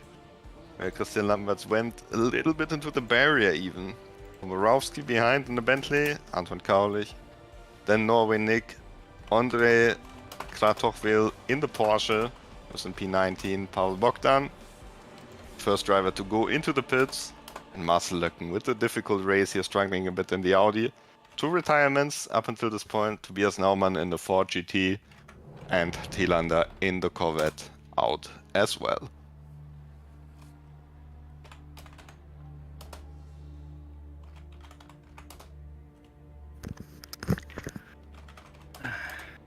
Did your internet die? Yes. Okay, I'm just now I would provide real quick. I can't restart the race, so of course race room doesn't let me do that. Oh, we can try something different to at least get the race back on the road. Nah, leave it. I don't know, man. My internet was fine for the last, I don't know, 8 months. No disconnects, and then when it counts, it disconnects. Maybe it was just too much pressure on the line. I don't know.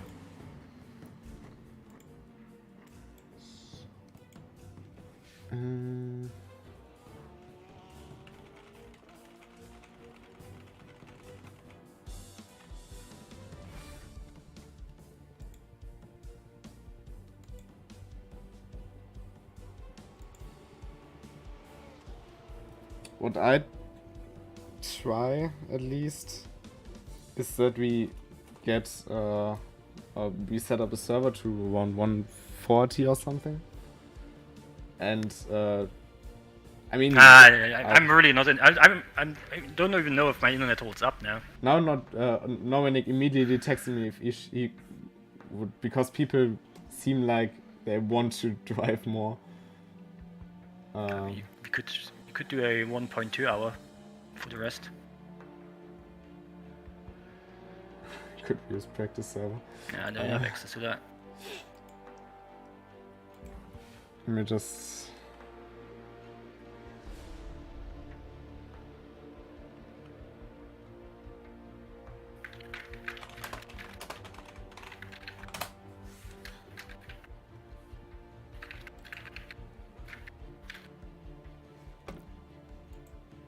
I mean, it's a red flag in the end.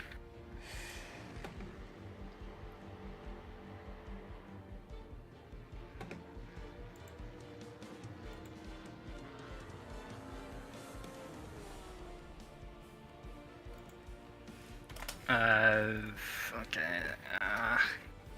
I guess we could ruffle away all the VIP codes to everyone joining today's race. Not sure if you're still streaming. I'm still online. I mean, we could just do a vote. But I mean, I can't even say my internet's gonna work for 1 hour. No, you don't. As said, Nick wants to host if we do. So, and his servers are pretty stable usually. Yeah, do it, but I guess no Bob because I don't have the files anymore because I didn't save it. You sent me the backup. Yeah, that's wrong though. Yeah, we will sort it out. Oh, man, fucking Telecom, I tell you.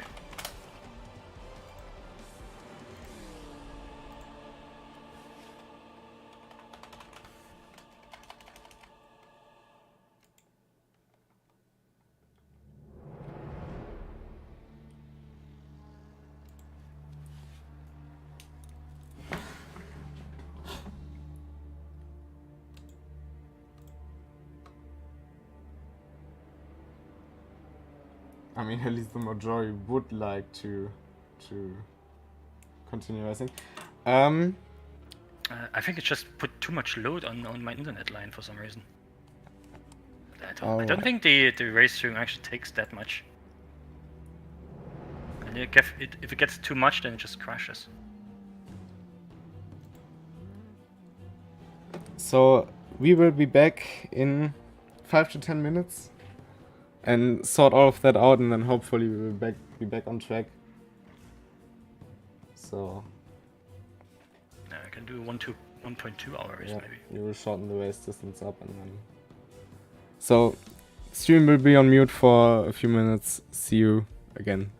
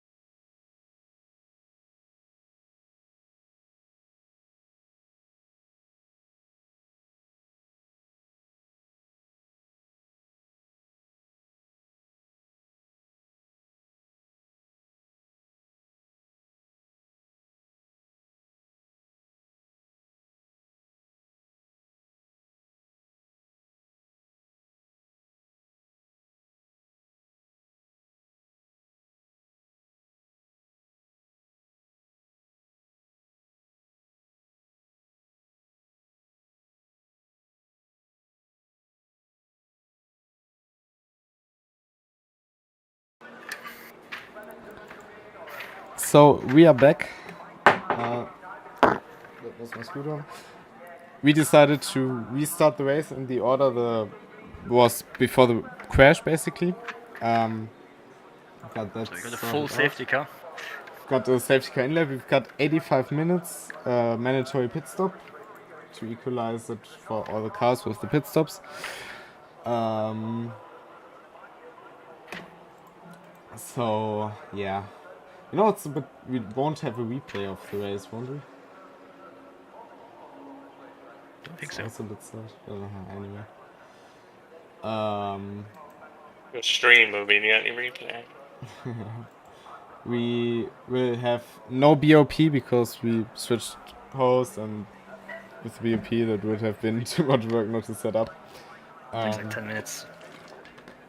So all cars without BOP. This might actually help the other cars compared to the Ferrari. Still again 18 cars. I think we're missing a few. I'm gonna join. And yeah, Rob and Dennis are probably also gonna race. If Dennis is gonna join, then I will do the comms. I don't want to leave you completely alone. It's fine. 1 hour. No, we do the 20 comms. We do the comms. It's fine. Maybe my internet gonna crash in like 5 minutes again. Anyway. Wait, what's the password? It's the same as in passwords. Yeah, it's the best we can do now, but people are desperate to race again, from what I've seen. But one of you has to join anyway, because we need basically the car that sets up the order. So one of you needs to join as the safety car anyway. No, the safety car's not enabled. Or as any car, it doesn't matter, as any car. Yeah, So, I'm joining. Maybe I could just go to the back of the grid. So I will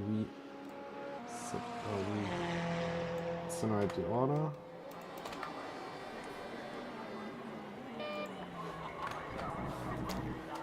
Oh.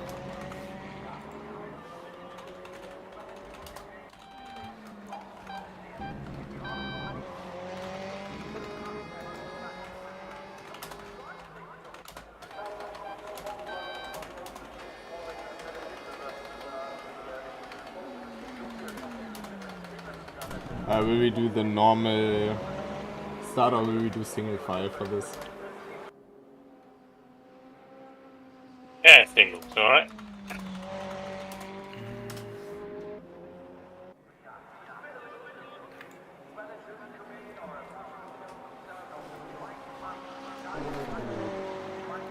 Like, do we use the normal procedure with first place going to the right hand side, or will we do single file and just one after another for something? I think you should use the same because that's what everyone is known to, right? It's fine too.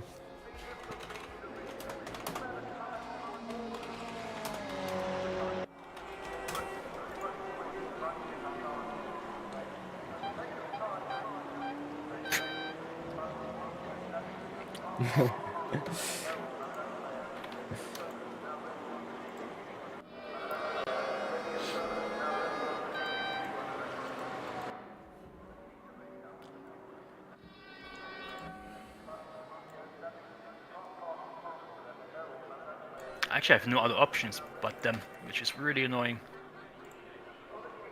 I can see why.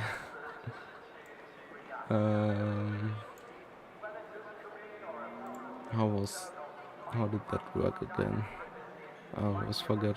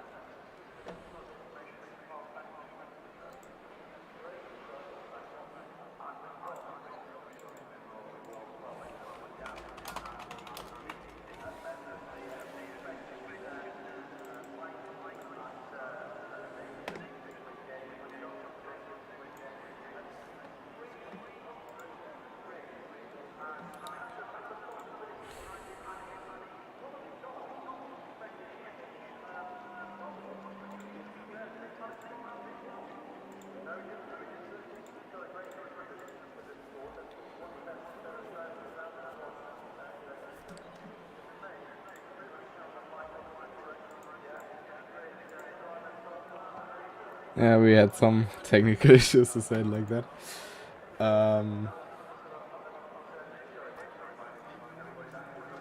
I hope everything works fine.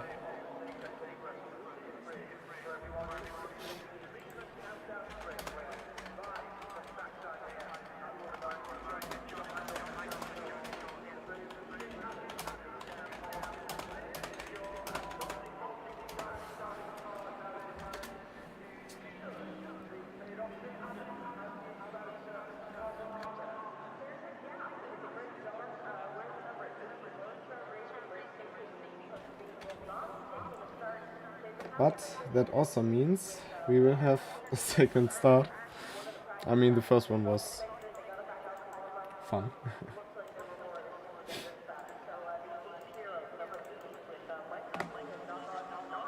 20 cars yet again. Completely reshuffled field here. Without the BOP, with the different race length, with the different strategies, drivers have to adapt on the fly. Yep. I will note down the standings for the red flag, obviously.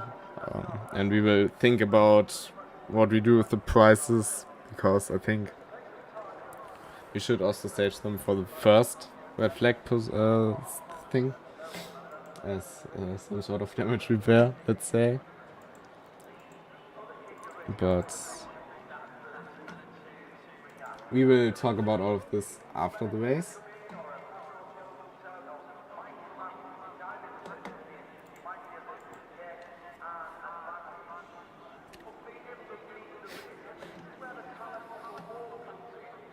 Let's just see if they can all make it through the formation lap in the right order.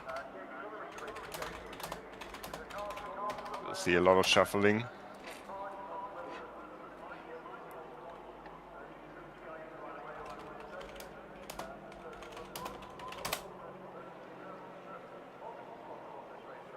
Marvin Mackenberg here on the kind of meaningless pole position of this qualifying session, because we are of course trying to restart the race in the correct order, the order where the drivers were when the server crashed.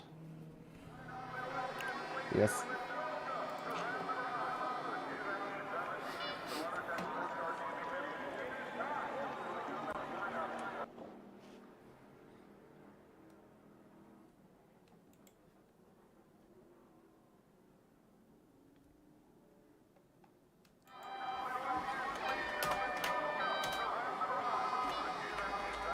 You can see the cars, there's the car. Well, actually you can't see the cars, to be honest, because the broadcast is still on a different camera. But I can tell you that the cars are lining up on the grid, getting ready. Now you can see them on the broadcast as well. Yes, there we go. So this might look a bit chaosy now. With everyone trying to get into position. Oh no, someone got a drive-through penalty. But who? I think it was Anton. Anton Kaulich there with the drive-through penalty. So now we've got Ilya in front, then Sven, this is right from them. Christian, Colin, Arvin. Marco, Re, LCB, Rebello still coming through.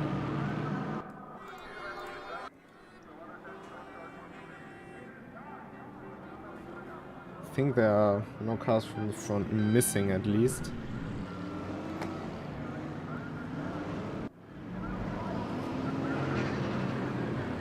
Pretty remarkable how many drivers returned for the restart here. Still a bit of trouble at the back for the drivers trying to find their position. And of course, Anton Kaulich with a drive-through penalty. That's not the ideal start of the race.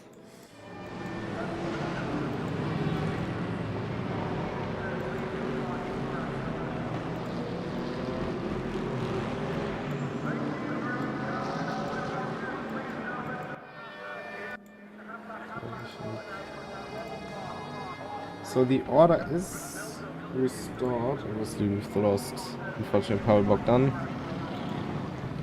aber locker moved out that position now, meine Zylinder außerhalb in die turn. So everyone's in order, that's already good. So they can now do their normal in-lap.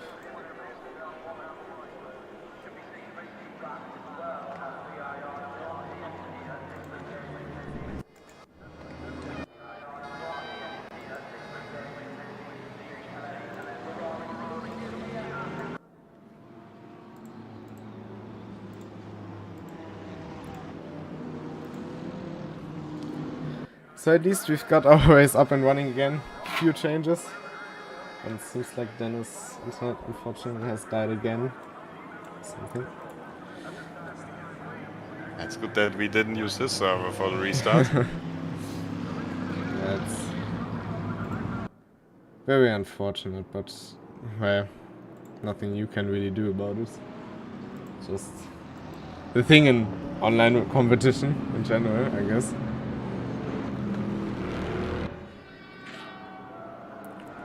And I mean, it's also a first time red flag in KCG, I guess. But now it's again everyone's race. Some people have benefited from this, others don't. Fortunately, we only had one pit stopper who also, unfortunately, now isn't in the race. But apart from that, we didn't have any pit stoppers yet.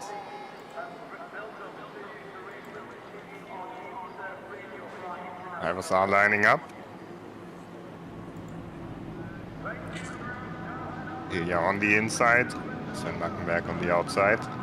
The blue Ferrari.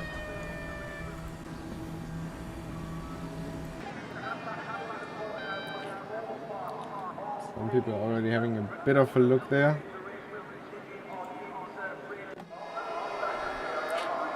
So they now head into the starting area and Ilya pulls the trigger. In the back, Roxy having a fine start. Bit of contact even there between Rebello and the B. Side by side into turn 1, 3 Ferraris up front. Now it might get a little bit more hectic than last time. Looking fine so far. Blankenburg tried to go around the outside of Mackenberg. I think it worked. Going on the inside of Rebello, getting past there. Past the BMW up into P9. I think Thorsten Leber has lost out on the start a bit. I think Arendt is the one who moved up the most. He's up to P9. He was outside of the top 10 before. Rebello trying on the inside. Ore trying as well on Sharon in the foreground. Side by side, a bit of contact there.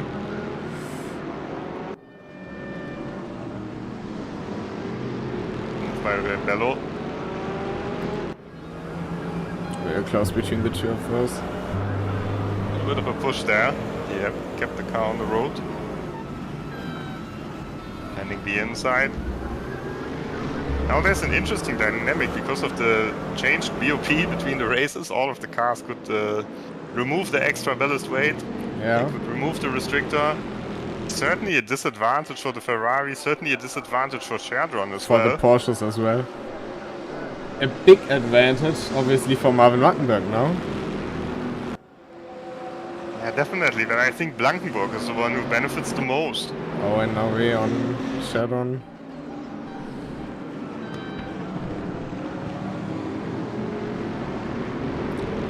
Way past Cherdon, up into P6. And it's DB already past Ricardo Rebello. Obviously the Corvette also benefits from this, as well as the BMW.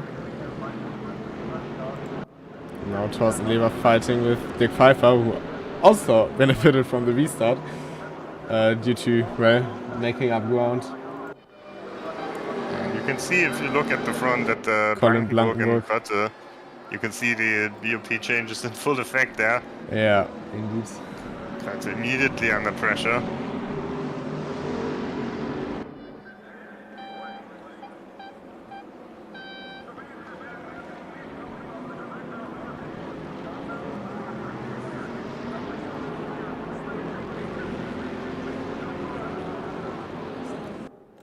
Pretty clean start so far. Lots of battles throughout the field.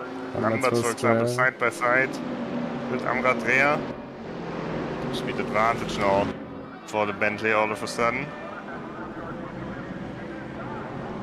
brakes should still be better for the Porsche. There's Lambert's trying, having a look. Good attempt, good attempt. And he's Still still on the side by side. inside. And if he can park it on the inside, he is in front. And Exit stick. indeed, he is. And Rebel is still having the look up the inside against the B. Oh, really forces his way through. A lot of contact there.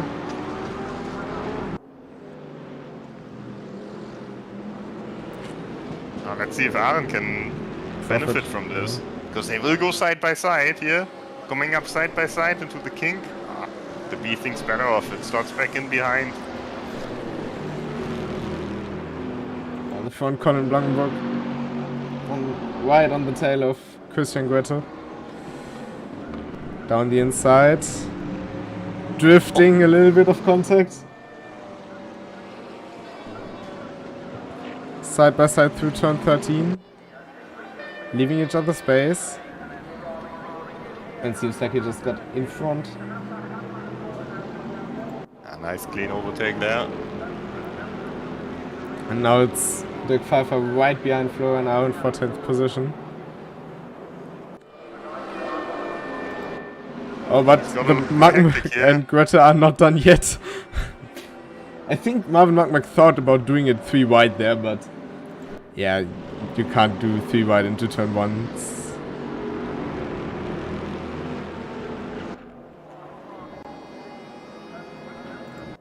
Oh, but Grete is losing out in this pack. It's now when overtaken by Magmac and now under pressure by Wei.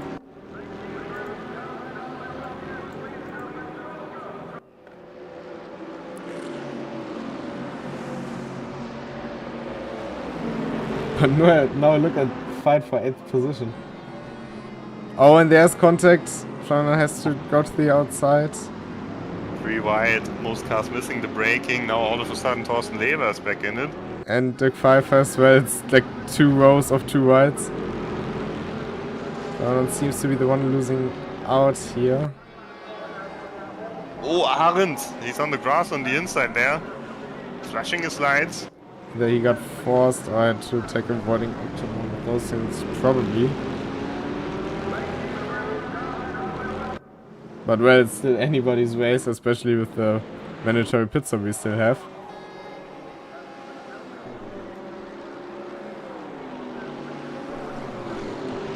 Yeah, Dennis Internet died for good now. It's completely done.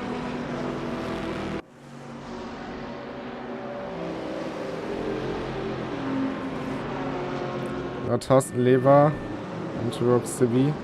Down the inside, misbrakes a bit. Roxy can do the down another. Big contact between the two of them, and now take 5 on the inside. Oh, and even more contact between the Bentleys. It's good that there's a big runoff area. Leber somehow still in the battle. Now it's the Audi of Eckert. Oh, and Getting Florian in Aaron position. having to get on the brakes to not just drive straight into the rear of Leber. Now it's to Lambert's gets defend some from position for Lambert. free. But he doesn't have the slipstream. He tries to squeeze Aaron there out of the slipstream, but it doesn't quite work.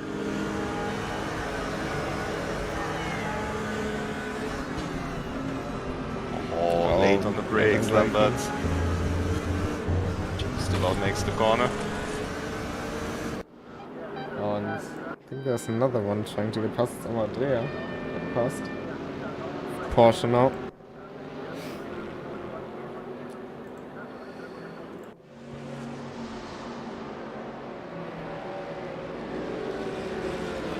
Pretty crazy battles here. Let's see if Leber is going for an attack. Yes, indeed he is. Yeah, on the outside. The contact does look worse on the server a bit. But in terms of how it looks on the perspective. And Florian now just slips through. Says thank you very much. Oh, and we've We got should go to the front. Grete is off. Oh, and he's in the barriers.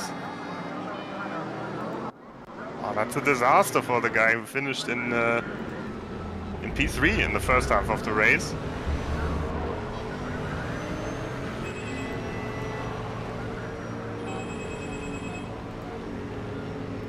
That could be some suspension damage.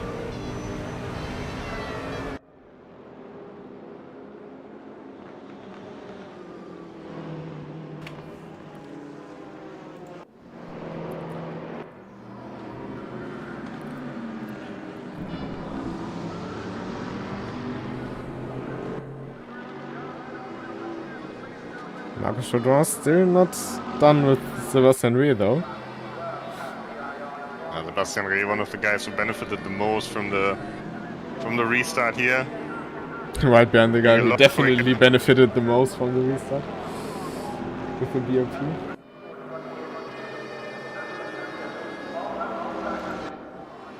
What I find remarkable is how close Blankenburg is to Mackenberg. Because Blankenburg had to fight his way past Christian Grotte. He lost a lot of time there, but he's immediately caught up again and it's less than 1 second.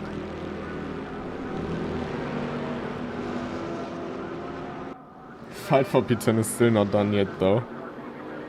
It's Leber in front of Arendt, right in front of Heckel. And then Drea and Lambert's also waiting for the chance to strike. But obviously the Bentley's being a bit strong now without the BOP. I think they gained a bit more than the Mercedes. Obviously the R8 and the Porsche lost out. Yeah, and I think you can see just the quality of Ilya Dorosekov as well. Despite not having any sort of advantage anymore in terms of BOP, he's still leading the race by 4 seconds. Neat. Oh, and Leber, big mistake. Spins. Oh, he's coming back! Oh, and that's big damage. That's huge damage. He is at least still able to continue, but that was a huge mistake. You can see He just he's lost it still on recovering. the curbing, so Has to come into the pits. He lost his front bumper. He's got a big dent in his bonnet as well. And the suspension doesn't look great anymore either. He's off the track again.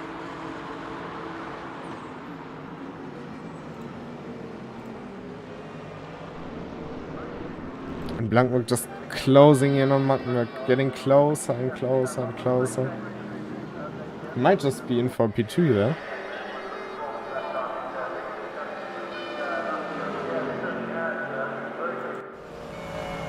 I mean, look how much faster he is on the straight, how much he's gaining. He's definitely not throwing away by doing any dumb moves. That's for sure. And Arendt and Hückert just being a bit faster than the two behind, I feel like. I think you have to go back to Blankenburg and Mackenberg, yeah? Yeah.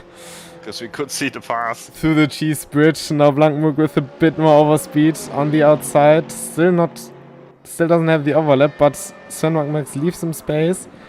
Blankenburg onto the curbing, squeezes him onto the apex, accelerates on the rough terrain, which does have the acceleration, but still side by side. But he keeps it around. Oh, and there's contact, and Blankenburg keeps the car under control. It's very late on the braking here. He just Tries to keep the overlap, but it doesn't work. But he Oh, this is a definitely has the gift. pace on Sven Magdeburg. And this is such a gift for Dorosekov. And for Marvin Magdeburg. I think Dorosekov is up and going anyway, but it's a big, If you look big at the thing for fastest Marvin lap Magdeburg. times, Blankenburg and Dorosekov have the same pace now. Yeah. Very close. So, who knows, but it will take Blankenburg some time. He's trying again on the inside this time. Blankenberg has to leave him some room.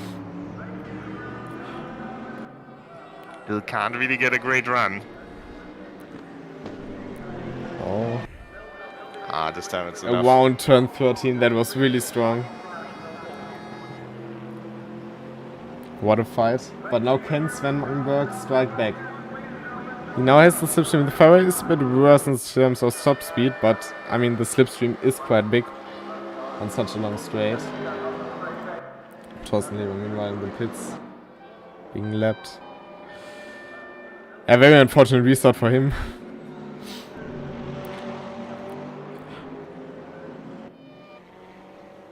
But you can see Magdeburg in the slipstream, it's kind of the same thing. He can keep up then. Oh, and Micro cut very close to Florian Arendt again. It's for 10th position.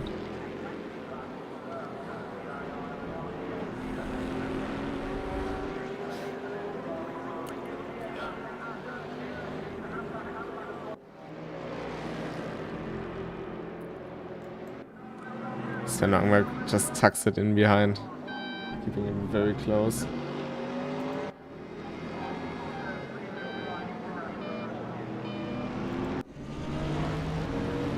Oh, now Höger to the outside. Oh, thrown out once wide onto the grass. Nice to get off the throttle. Nice pass around the outside. Will Amadrea try to do 3 wide? Little contact there with Hökert. Pushes them into thrown out essentially. And there's Lamberts as well. He's having a look.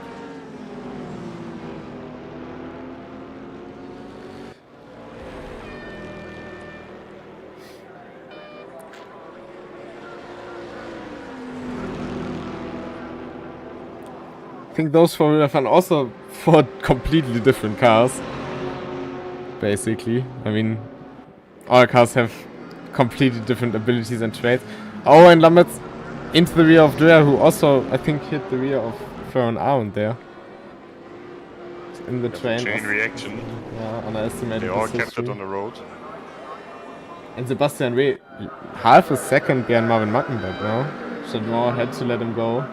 And Rebello is closing in on Chadron.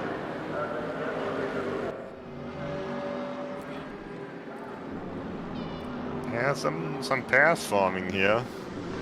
Kosekov, of course, checked out again. But right behind Blankburg and Mackenberg are close. Marvin Mackenberg and Reh are close. And then Chadron and Rebello as well. Pretty close. That could be a bigger group because Rokus de B and Dirk Pfeiffer are also not so far behind. And then the group that we see on screen right now, Hökert, Arendt, Dreher and Lamberts. Actually behind there's a fight as well between Christian Grotte and Adam Komorowski, who said he maybe has to leave earlier because he needs to pick up his kids from school. And let's see how far he can make it in this race. Oh, thrown out to the inside. Nice and tight between the 2 of them. Good move there. And I think the fight between the 2 of them will go on for quite some time.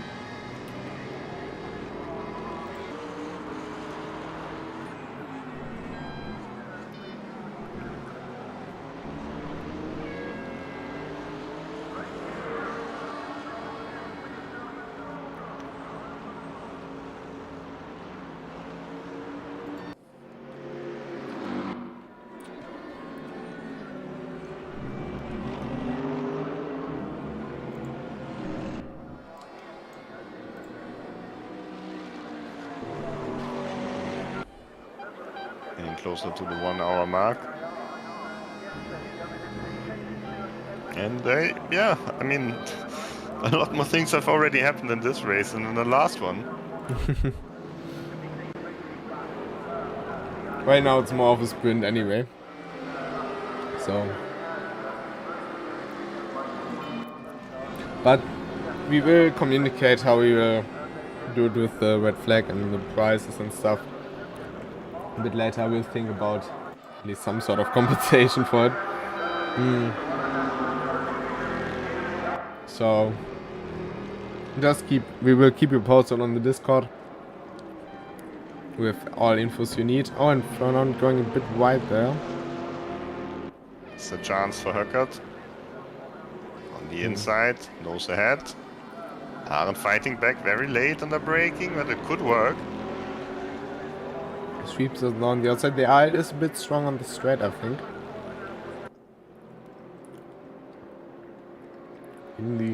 Although they are pretty evenly meshed. The Florian still has the inside line, which I think he prefers. Got a little issue further down the grid, including Marcel Löcken. Oh, double side by side. Nochmals on there also.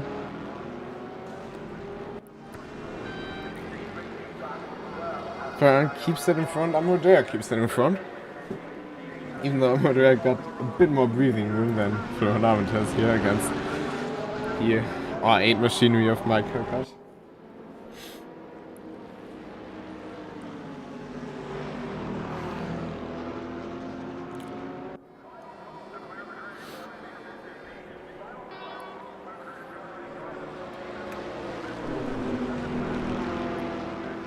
see if a move happens into Canada corner.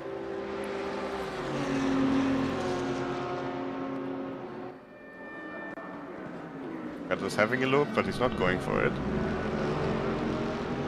Oof. Pretty wild line there from Florian. Coming up the hill. And look how close Dreher got through this section. He is completely caught up.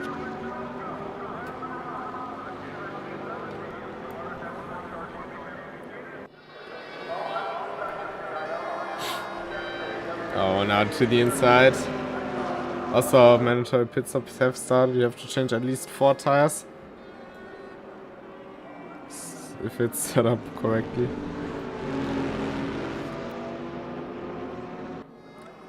And we have a side-by-side a bit further ahead as well, between Rebello and Chardron.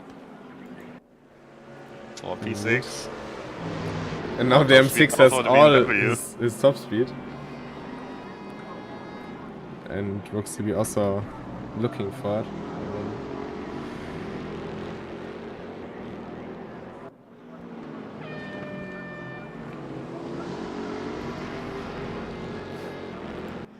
And now when in the pits.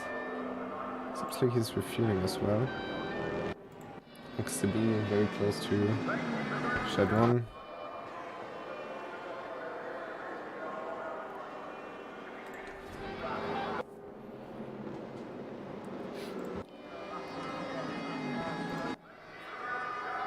Look. Yeah, both tires.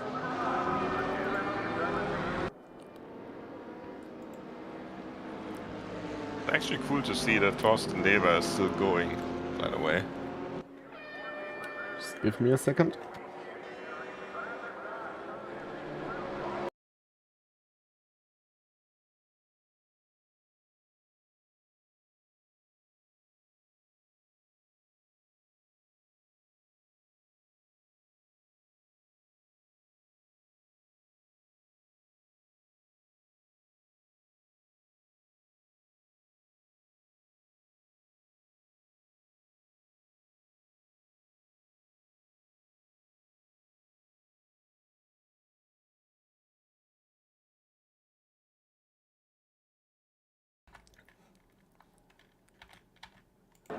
So just talk to the driver, set them, remind them of 4 tires. And also get the reminder in game. We've just seen a pass at the same time. Focus to be now also passed Marco Chardron. Yeah, he's really losing out without the BOP, obviously. Because the weaknesses of the 720s kind of get exposed now. Still 1 hour to go.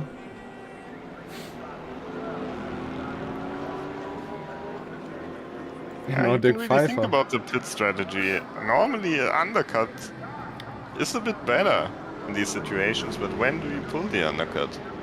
And if you want to undercut someone who's undercutting you, it's getting kind of messy now. Florian out around the outside. Oh, pretty tight. I mean, it's for both cars kind of the strength. The Mercedes is stronger around the outside, the i8 is stronger around the inside, I feel. Bit of contact, but driver wing is always okay. And now Hülkert around the outside is in front.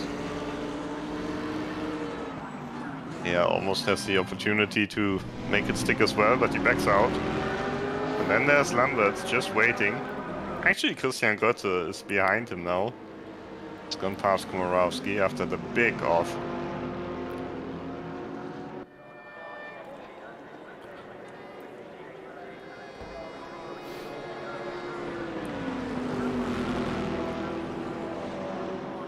Can't see what's on the TV live screen at the moment. Oh, that's correct. What I can see is that Sebastian Reh is very close to Marvin Wackenberg.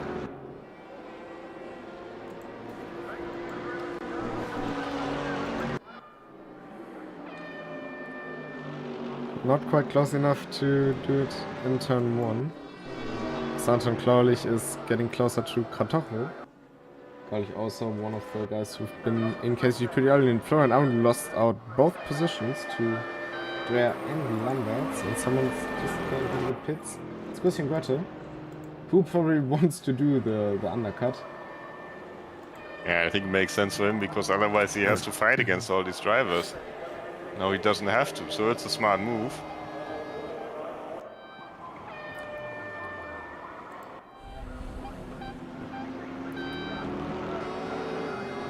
And talking about Kaulich, he of course had the drive-through penalty for jumping the start, where there wasn't even a start. It was a bit unfortunate. Now on the inside of Andre. Drivers respecting each other. Marvin side by side with Reh, by the way. Through the carousel way on the inside.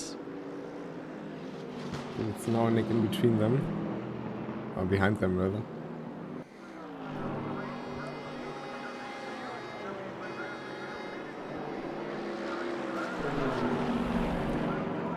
Oh, and Marvin going very wide. But now it's two Mercedes in the top 4 as well.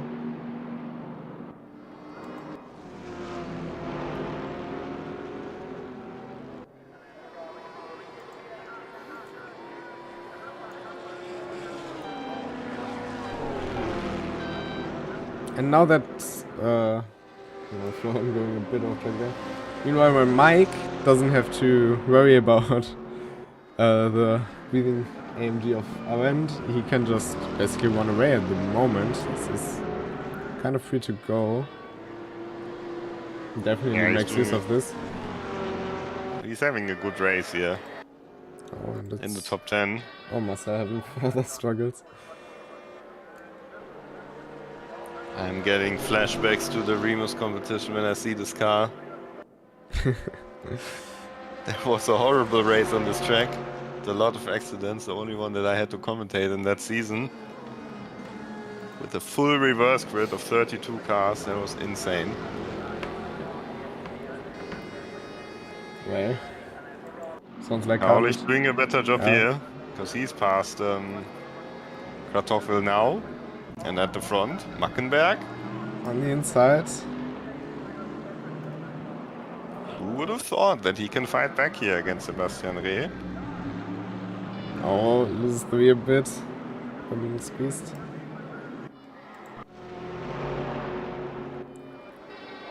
Now Lambert's on the inside of Drea. Can he outbrake him into turn 5? And can Arwen make use of this? Maybe.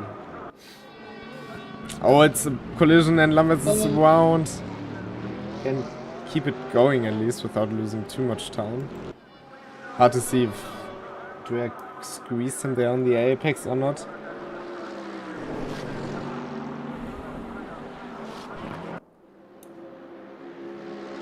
It's interesting to see Marvin Mackenberg in these battles. As we can just see Kaulich now. He dropped behind Kartoffel again. He was past him before. I think this is just having a bit of fun there. When we see the Mackenbergs fight in the battles, they're usually... some drivers, they're very fast, but they're rather leaving a bit more space. They're cautious, yes. Yeah, they're kind of cautious. And Sebastian Reh, I think he's a bit more consequent in the battles. He's definitely a bit more head-on, that you can say. Yeah. So that could be an interesting fight. This one is also pretty interesting. It's good to see that, Andre. Oh no, that's Marcel, right? Indeed. To see that Andre can still keep up with the Porsche. That Anton can still keep up with it. Would be a bit bad if Andre couldn't keep up with his own car, but that's another topic. But I think they're just enjoying themselves a bit there. That side at the front, Mackenberg. Same situation as last lap basically, but this time... And you see it. He's just a bit cautious, you know? I think if Sebastian was in this position, he would have just gone for it. And he's backing out, but maybe that's smart, because there's still 53 minutes on the clock. And a pit stop for them both, so... Maybe Marvin just waits for the undercut or overcut. Also, he probably has to refuel a bit less in the Bentley, which also can make up a bit of time. So if you just basically comes in at the same time as they both have to change both tires. He maybe can refuel a bit less. Because they need to refuel, but not much. Yeah, I think this format is not that great for him. With the shorter race, he would have had a bigger advantage in the longer one. But he can still make it work, at least compared to one car that's very close to him, that's for sure.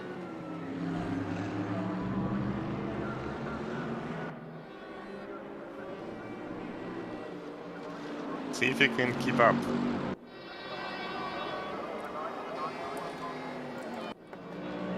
Oh, and Dick Pfeiffer still struggling to get past Mark Chardon now. The lap car of Noik trying to get out of the way as well. Now onto the straight.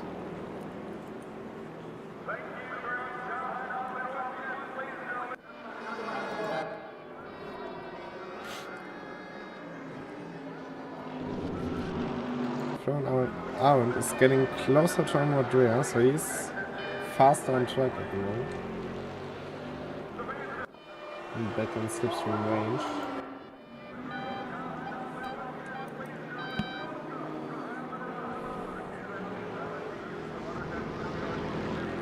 It's a bit of an unusual race for Dirk Pfeiffer because he didn't start at the back this time, of course. Well, in the end, if you compare to real life races, it's just like a red flag, obviously. So, Yeah. Things like this happen in real life as well. Think about the Spa 24 hours or basically Nordschleife with the fog delays and stuff for the real big races. But yeah, I mean, it's kind of the same drill, and Marcelin having further troubles. Oh, and Colin Blankenburg. Oh, good, he's just driving into the yellow zone. Nothing he did wrong there. But, I mean, it's the first time we had this situation, as said, but also interesting to see that it definitely can play out in sim racing as well. It's not like this should happen, but, I mean, I think what we've learned today, that if it happens, there is a way to restart the race to incinerate it.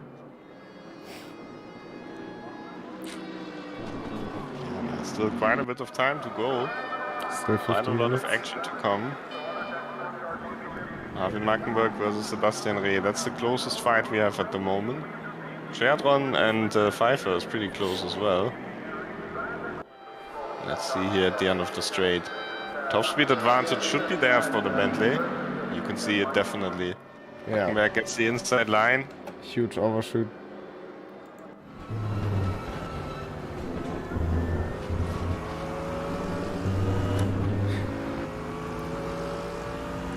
Oh, Dirk Pfeiffer passed Marco Shadow, also on the straight. Basically the same thing.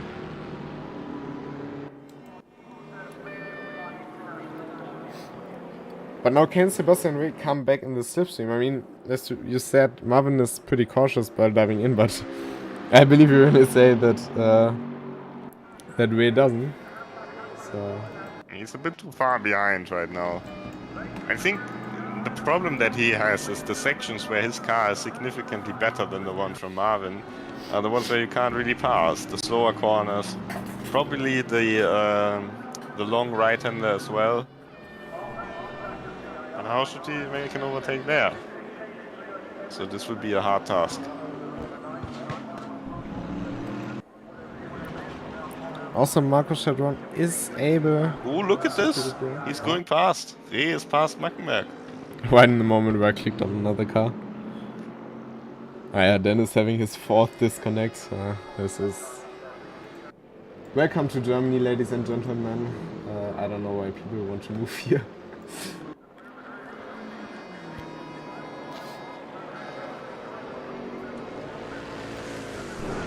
I wonder if all this fighting between Mackenberg and Reh might help even Rebello to catch up to them again. Overall, Rebello doesn't have a bad lap on the last go around. Unfortunately. So far, judging by his best lap, doesn't really help him, but it's hard to say without a valid lap. Maybe we'll get one this time around. Oh, and someone's dived into the pits. I think that's Löcken, right? Could be, well be. Yep, it's Löcken. But now Back again, once again on the nothing. attack. This time he's not close enough. Yeah. And this is maybe bad news because the start-finish straight is really the main opportunity for the Bentley, especially with the uphill part. But Markus Stadron is also not done with Dirk Pfeiffer, I can tell you, so... yeah.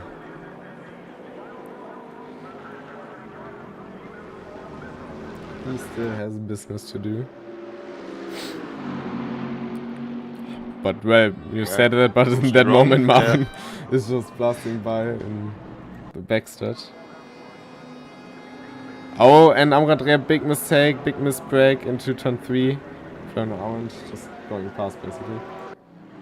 But now Ray is... Yeah. Oh, this time it was more consequent from Marvin, but it didn't work, it didn't help him because there was contact, so Ray has the inside once again. I think Ray will take the place here, especially because of the next corner. Even if he has the outside, he should have so much more grip. Oh, no, he's backing out of it. Trying to go under, but it doesn't work for him there. And look at Rebello, look at Rebello. Only He's definitely closer seconds. now.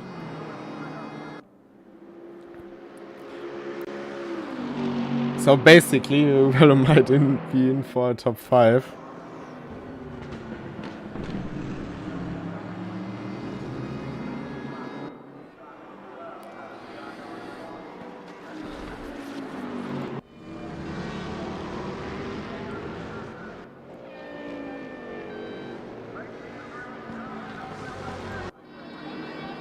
With a bit of a mistake coming out of the corner.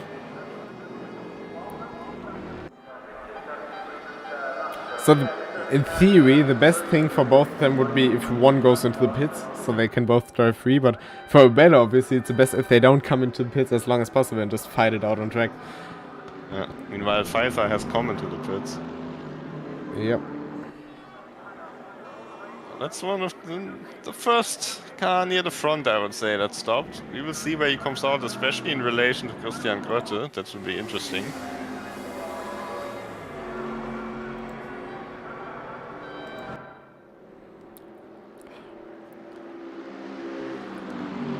Maybe Rebello could also consider the undercut for the reason that he can lap quicker than the two in front if they keep fighting. Given that he doesn't come out in traffic. But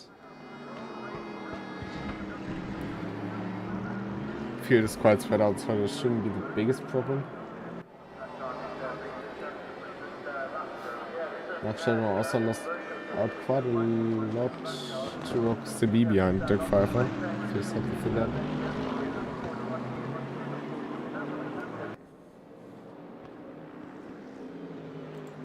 Dirk Pfeiffer now driving again, coming out behind Quattrochel. Yeah, but way ahead of Christian Grotte, so Grotte really lost a lot of time when he had this accident. Wasn't really able to make it back up.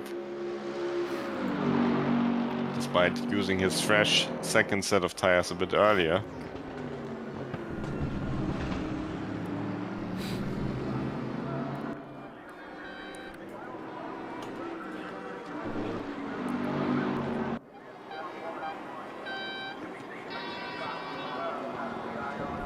You can really see how Sebastian really makes up time through the corners, especially through the sweeping sections of of sector 3. So really different cars in the end. I mean, the Bentley is all about top speed, straight lining, fuel conservation in that regard as well. And the AMG is just like driving consistently at the limit. And the Pfeiffer already has cut off him, not really putting up a fight, obviously. I think he knows that he's currently no match for Dirk Pfeiffer. Yeah. Oh, and Mike Hülkert has done... No, he's just into the pits. Oh, whoops. Didn't show correctly. So Mike Hülkert, first one out of the midfield. Well, Dirk Pfeiffer was probably also stuck in midfield, but now into the pits.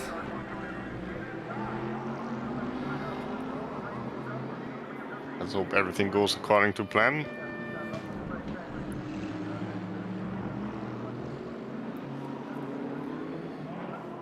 This is really the battle in the race here. Sorry, go ahead. I think it's also a very interesting format because it's not like your 1 hour races where you, except in Minecraft, some cars, you can just drive and change tires and then usually 2 tires. You really have to think also with refueling, and even though it's not much, you still have at least quite a bit of fuel strategy involved, and it does make a difference in terms of how much you need to refuel. Oh, it could be. Actually, no, it won't be. Krystall is just ahead of Hackett here. Hackett lost a lot of time in the pit stop, I think.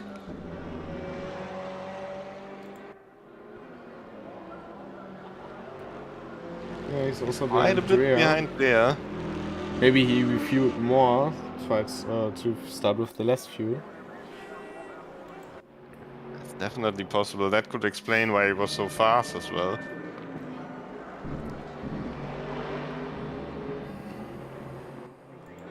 But it's, in the end, a very different territory for all drivers. I think none of those drivers had a race that's 1 hour 25 or something.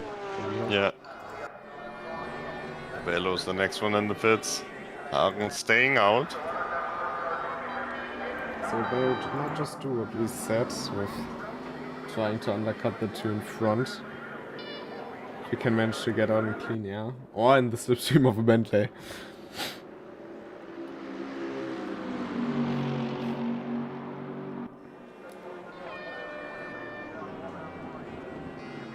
So in the end, we didn't really get to talking about each driver actually in this race because there was so much going on, as well as some unplanned. Yeah. Let's say disturbances. But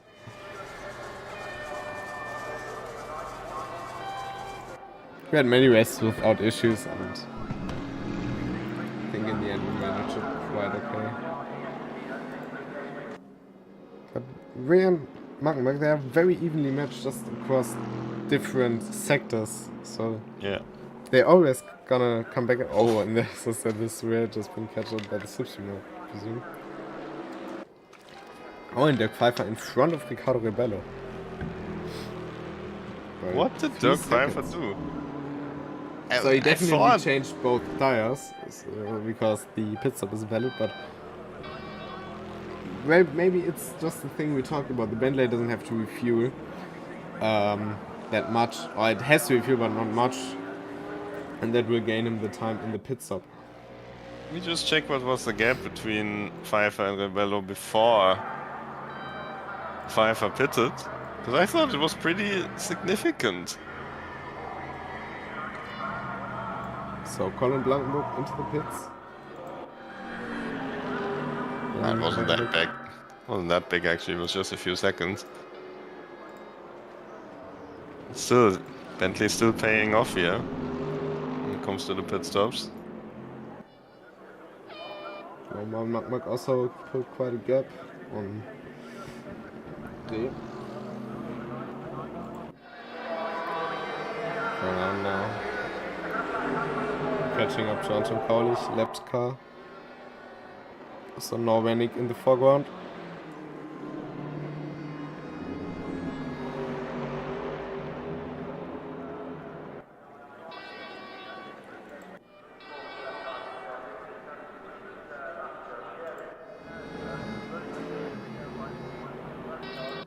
Yeah, Colin also being stationary for a pretty long time, it seems like. It doesn't look like he's in the air already. Ah, no, he was. Oh, good. Komorowski into the pits.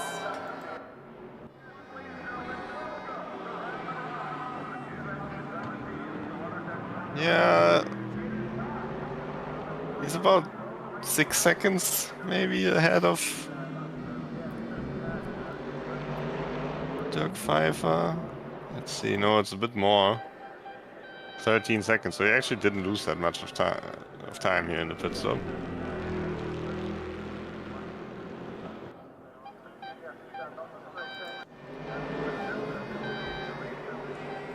But still, very impressive to think about Jack for starting the race as a whole from the back, like really from the last grid slot, and now it's just. It's also coming out behind Komorowski. Yeah, that's. I was just about to say that. It's a bit confusing with the pit stop, but I mean, I think the race now makes up what we lost before by the crash. And I think a lot of drivers, they didn't have any strategies planned for this race duration, so they had to improvise. And I think some of them are maybe taking a bit more fuel than necessary. Yeah. They just weren't sure how much you exactly need.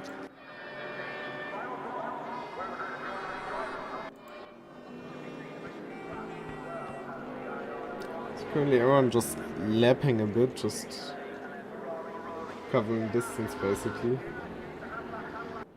Yeah, the front is still doing a 2.435. So not like actually half a second slower than that in the last lap.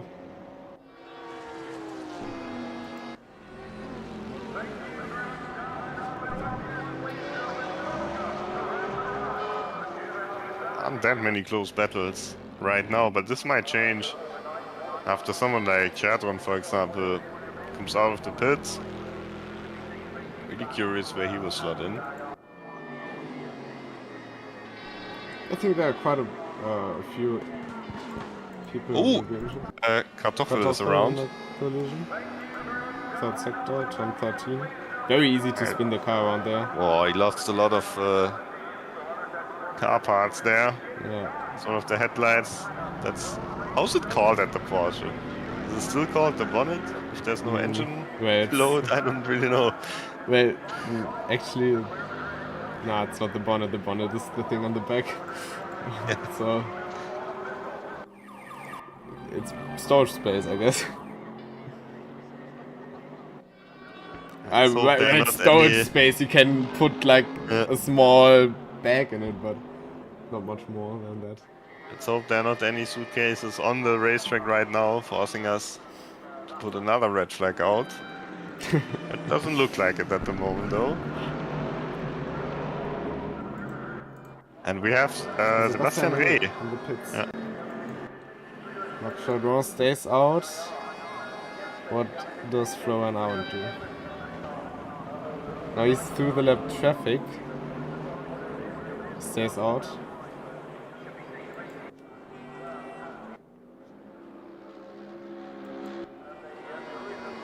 Ilya causing a Marcel Löcken.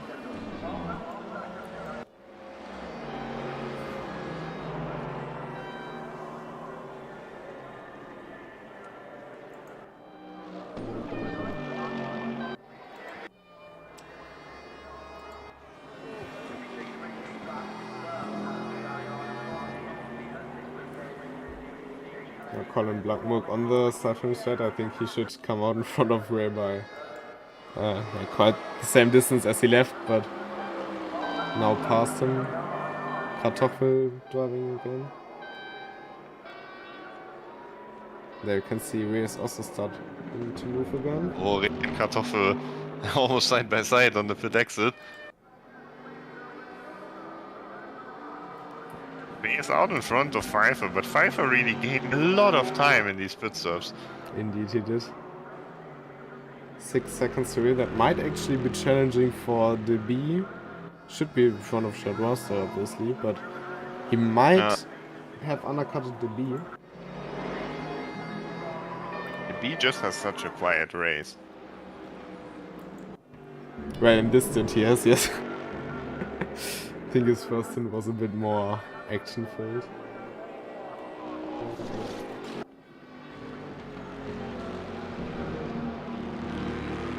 But I'm still surprised how Mike Hückert lost out so much on the pit stop. We have a side-by-side between Kaulich and Norway Nick there. Bit of squeezing going on. Of course, Kaulich had the drive-through penalty, so we would expect him to be a little bit faster, because he's already caught up to Norway Nick again. And also Norway Nick was the first one to pit for new tires, so his tires are getting old. Oh, and it's Rockers to be in the pits. And Marco Chardon as well. Florian Arndt stays out a little bit more. Takes 4th position. Let's see where Dirk Pfeiffer is going to be when they are coming out of the pits.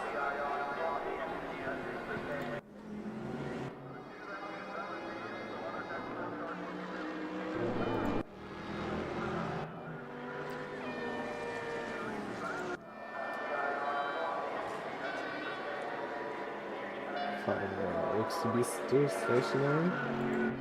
Pfeiffer's in the last corner now. So, car from Roxy fired up now. How far away is he from the pit exit? He's basically... Under the gun bridge. Oh, he's ahead, isn't he? That will be very close on exit. The 1-2 turn no, 1 he's not. Is pretty short. It's not enough for him, but he is close. Now also is the better one, obviously, through this turn because his tires are heated up. And now both with lap traffic in front, that can be very interesting between the two of them. Rebello in front of Chardon, but behind Pfeiffer. He also made a mistake apparently because he has a... No, I'm just in the wrong spot. Sorry. All good. Christian Grotte in P10. Behind him that's Ilya in P1. So yeah, Christian also gained a lot of... Gained quite a few places as well during these pit stops, but of course he was only so far back because of the incident he had earlier on. Thorsten Lebanov is having his mandatory pit stop.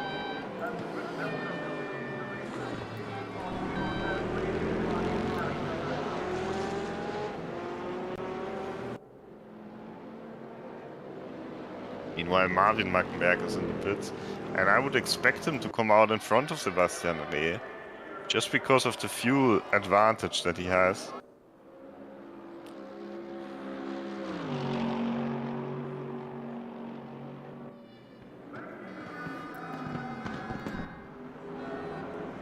Florian still staying out.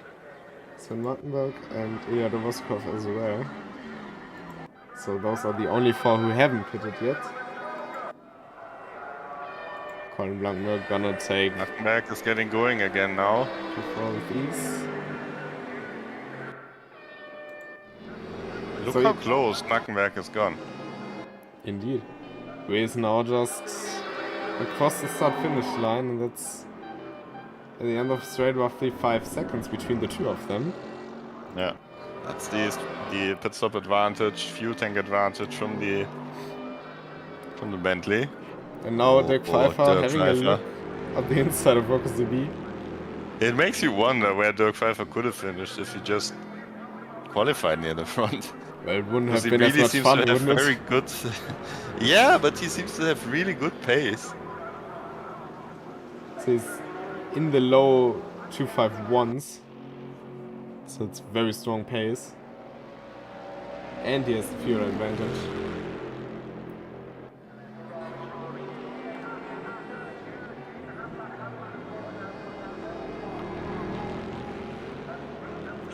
So Christian half an Grotte hour to can go still now. finish in the top 10, I think.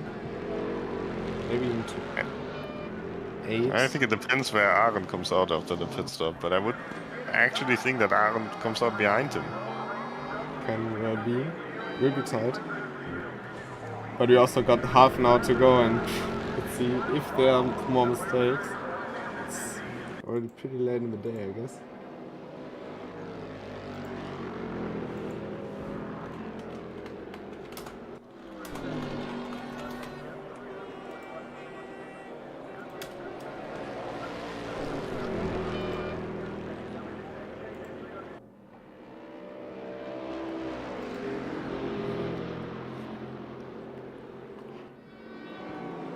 So Dirk Pfeiffer had a bit of a mistake in this lap. So lost out a bit, but it seems like he still has a genuine pace. Now, I think there's one thing playing into the hands of Focus to be, and that he has fresher tires. Yes.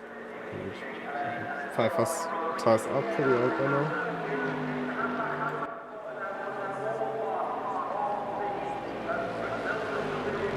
But it might well be that Pfeiffer is less tire degradation for his style of driving because it's usually pretty calm and not as erratic.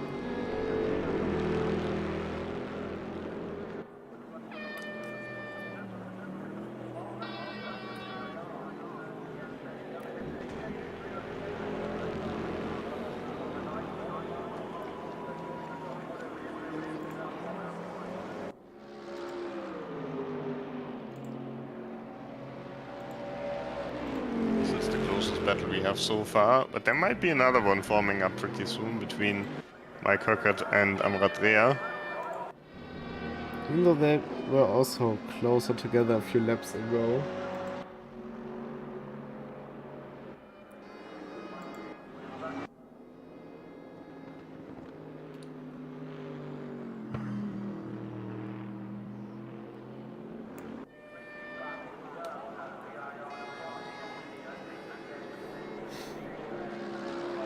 This might also be one of the first races where the BOP changes mid-race. If you think about it. Oh, and Thorsten Lever spun in Canada corner, turn 12. Is the front of his car still there? It's a bit hard to tell. Yeah, it doesn't look pretty. I think it is not. The, because there's a big dent again. The engine isn't running, so I guess that's unfortunately, DNF. A very strong race, especially before the server crash, before the red flag. Very strong race. Just wasn't meant to be in the second stint, I guess. Oh, sorry for that one. But still very respectable effort there.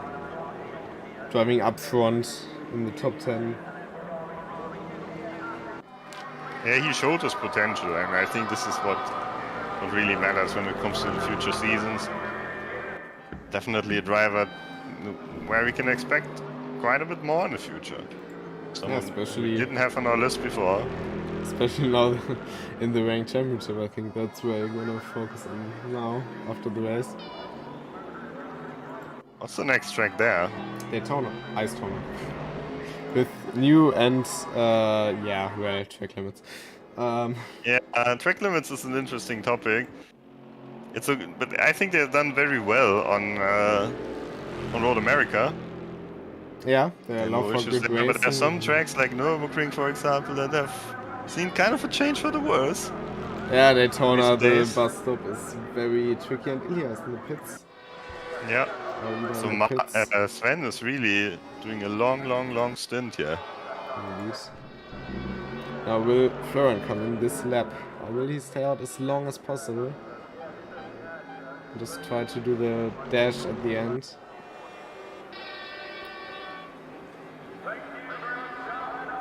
He's usually pretty good at tire preservation. And he also stays out in another lap. Now will he come out? Faster? Is it faster though? That's a big question. But everyone has to improvise in the end for this thing. Yeah. Will he come out if he gets right past, behind? No, he will go past, I think. That will be interesting, huh? Ooh, yes, he's passed. Just in front and he's of Ilya. ahead on position. He won't get blue flags. Well, not many people can say they were in front of Ilya, I guess.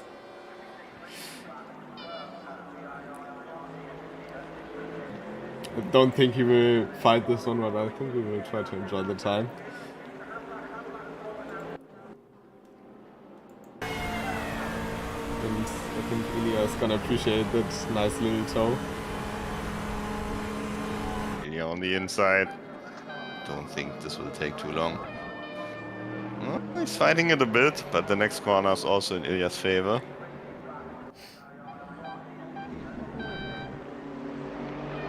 And obviously Ilya's also on fresh rubber, so I doubt anyone would have a chance in that situation. So then it's the thing about letting the other driver pass without losing any time yourself, and then making use of it. I think he's done a pretty good job at that. But yeah, Ilya was just in a league of his own today, even compared to the other Ferraris. His best lap in this race alone is 409. Sven Manberg's best lap is a 479. Interesting thing is that Blankenburg also has a 409 as his best lap. So you can see Sven in the pits. We'd really expect him to come out between Blankenburg and Marvin, right? Could be, yeah. Blankenburg is in a pretty strong position now.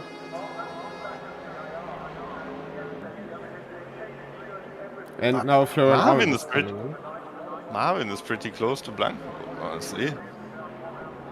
So let's see if Sven even comes out ahead of Marvin. That will be real tight between those, I think. Still up in the air.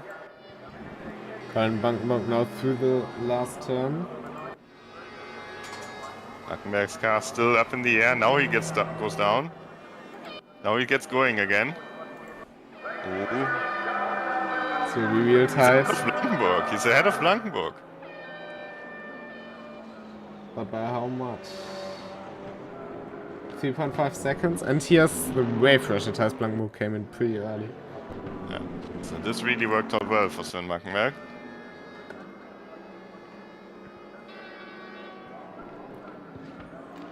Remember, earlier in the race, Blankenburg was ahead of Blankenberg. But can Greta now also pass for him? Probably. So let's start finish straight.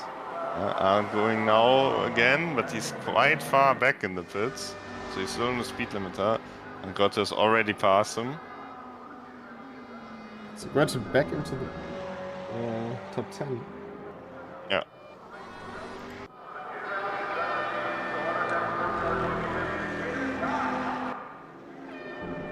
Amadea, how far will he behind Florian Orange? 1.5 seconds. So Michael and Amadea both lost out. Very interesting.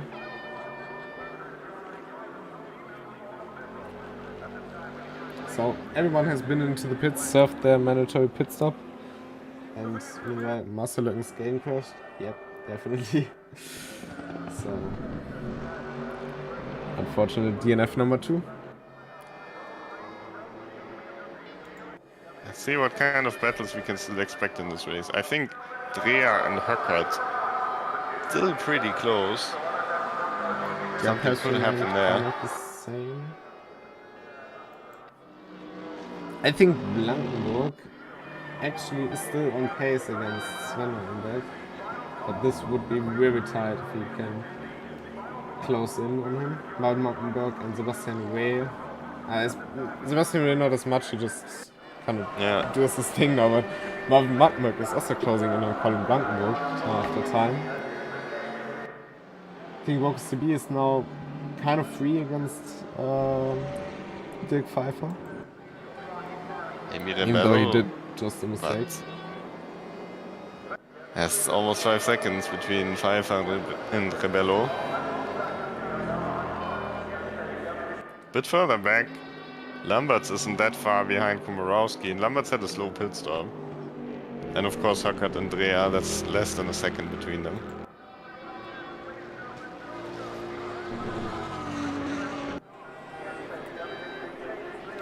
Höckert's race started a bit stronger than how it's going right now.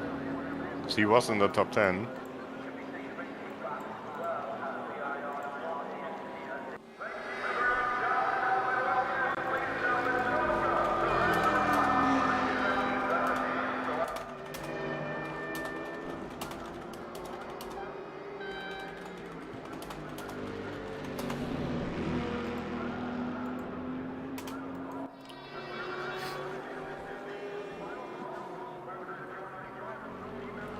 You also cracked the 100 views on the stream. Not bad for OSU stream, I guess.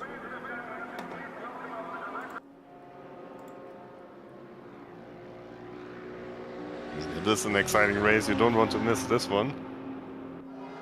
Has calmed down a bit now, but let's see if there's some showdown at the end. Keep an eye on the gaps. But as I said, it's also now the phase with concentration filling out. Tos Leber already said in the chat. Yeah, he just lost concentration. And he won't be the only one. I don't know if this is correct on my timing screen, so it seems like I was making up massive ground. We shall see at the end of the lap.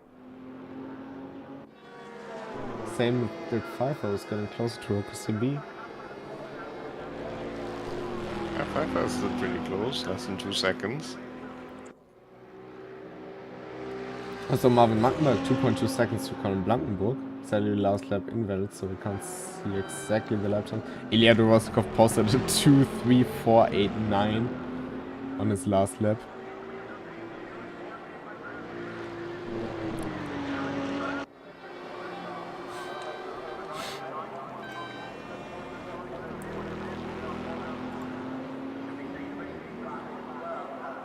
But yeah, obviously Mike Hülkert is now in the... Oh, look at Magdenberg, look at Magdenberg.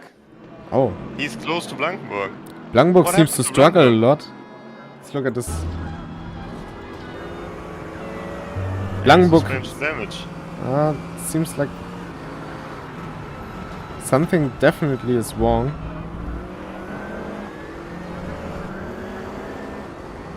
Doesn't seem like the steering wheel is off, but... he definitely has a lot more understeer now. Maybe the tire's just giving... it shouldn't be that hard of a drop, but... maybe he just got all out of shape as well. Shall see in the next lap. And Komorowski in the... Komorowski parked it, unfortunately. Well, family duties obviously are more important. Already getting out of the way very nicely there. But yeah, nice to have seen him racing again. Raced against him quite some time ago. Been cool.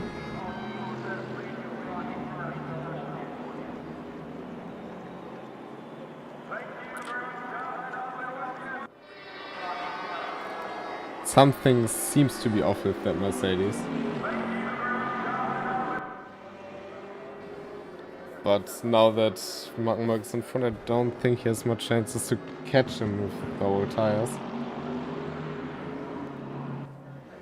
Yeah, very curious how this happened. At least he can still continue driving, and at this rate, Sebastian Reh is not going to catch him. Dreher and Höckert are on your screen now. And actually, yes, Frohnau was pretty fast this lap. 2:05.0. It's definitely faster than the cars in front. 15 minutes still to go.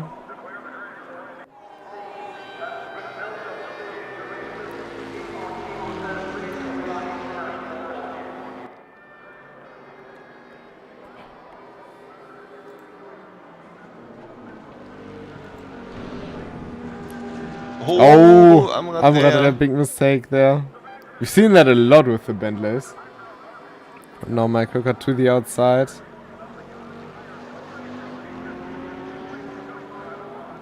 Is he able to now use the slipstream to his advantage? Yeah, it is better on braking, so even if you're just not quite alongside, he can still get the overlap in the braking zone. He rather opts for the switchback, just doesn't work out. It's too far away for that one.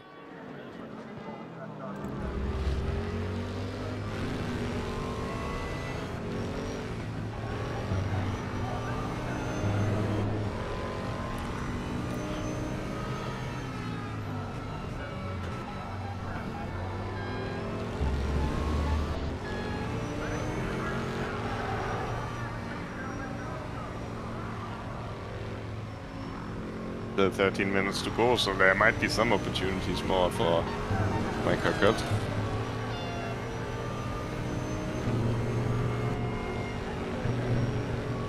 Blankenburg, meanwhile, kind of has recovered. So might just have been all out of shape and had dirty tires because of that.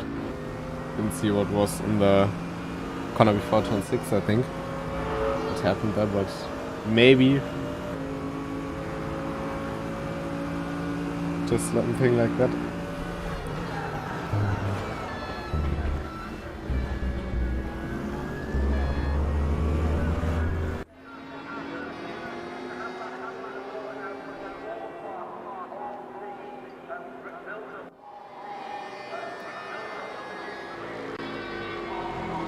Oh, and Sebastian Reh.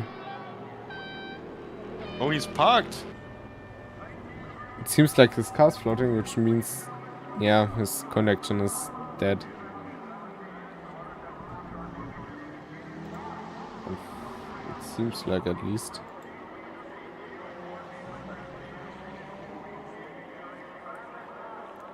Shouldn't be on the server side as everyone else is still racing. But either his game or his internet crashed. At least his car is parked in the safe space. Isn't visible Well, for the other drivers anyway. But we had this situation at the 2.4 hour... Probably Telecom. We had this situation at the 2.4 hour Nürburgring race this year where Van der Zijden also had a game crash on the grid, and like he obviously, because the game crashed, couldn't drive, but his car was still there, and like half the grid crashed into it, even though it wasn't really there, like it was in a ghost state, but people still had collisions, so they tried driving through it because it was in a ghost state, but crashed, and it was a huge carnage on the start. Yes, but let's hope this doesn't happen here. at least, yeah, this is in quite a safe position, and unless someone tries to massively outbrake someone and fails. So It's a shame for Sebastian because he had a good race. It's much better in the second half of this race than in the first one. it's true.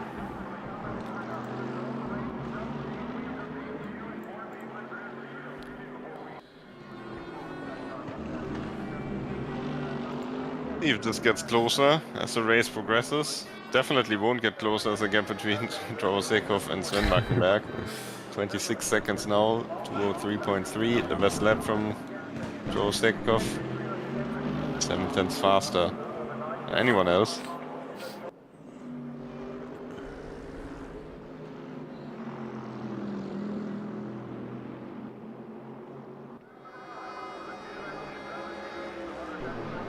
Gaps between the B, Pfeiffer, Rebello and Scherdron also seem to be kinda stable. Grotte actually is catching up a bit, but I think he's running out of time. But Dreher and Höchert are super close, going side by side now.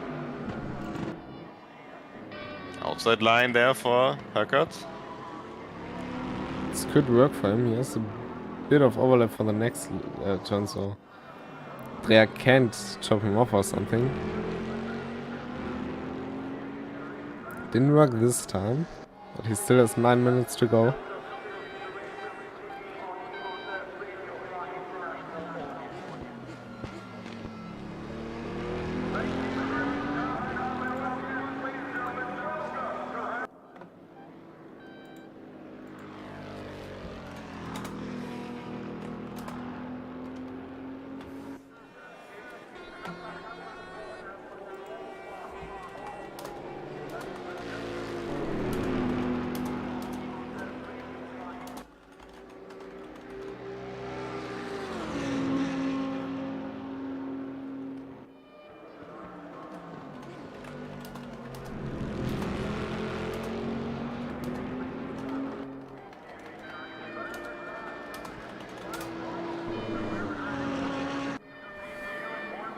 Yeah, it was very wide there.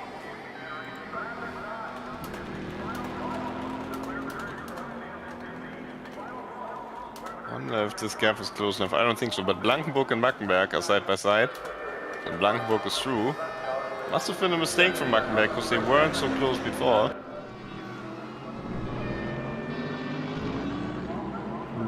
This one might have been a mistake by... Yeah, Mackenberg went off track, so kinda explains this.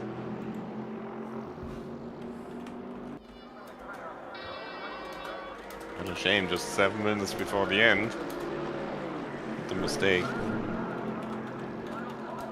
Maybe he can fight back, but honestly, I don't think so when you see the pace from Blankenburg.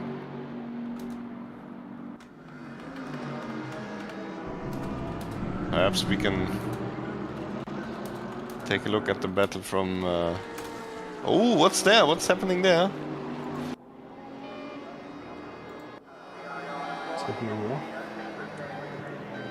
I think I might have mistaken the lap car there for Blankenburg himself. Yeah, it's Polish.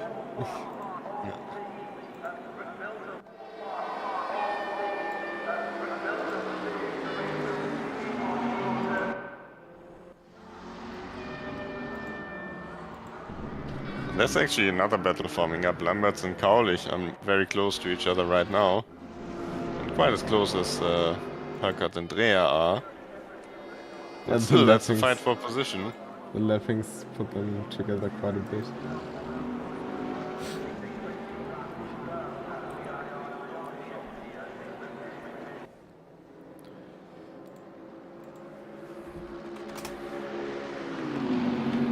Oh, that's the top speed of the Bentley.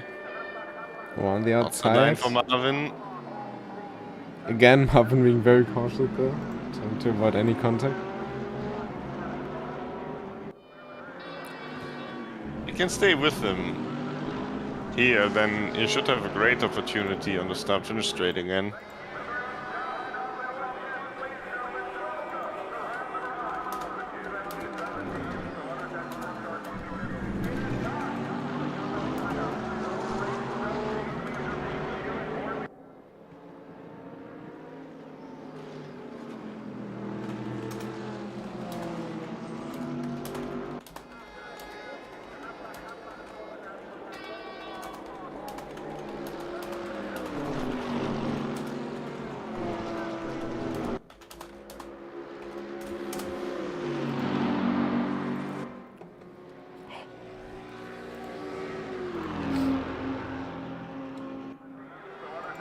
So we've got two very close battles, you know. So Blankenburg and Magdeburg will now enter Sector 1, and therefore the long straights. And Höckert and Dreher, who are still fighting, and again, Höckert with the upper hand in Sector 2. So, Yeah. I think here you can see the power advantage once again, so that should be potential overtake for Marvin. Gets the outside line. It's already clear. but can Blankenburg come back into turn 5 then?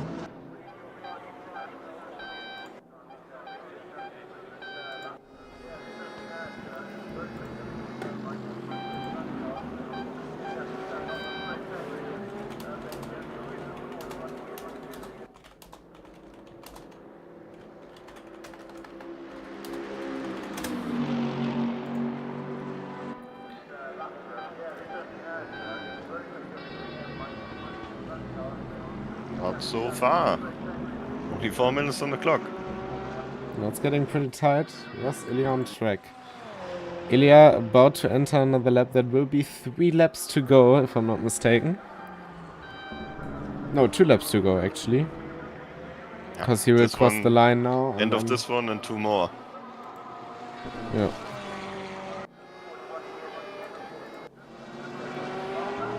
Yeah, completely untouchable in this race. He's actually kind of sliding around when he's exiting the corners. Still pushing.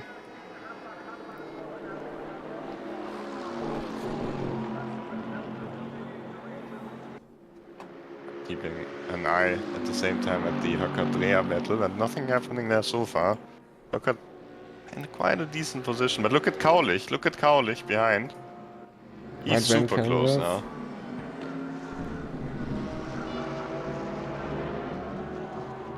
Also sliding a lot. And Kaulich was in pretty early as well.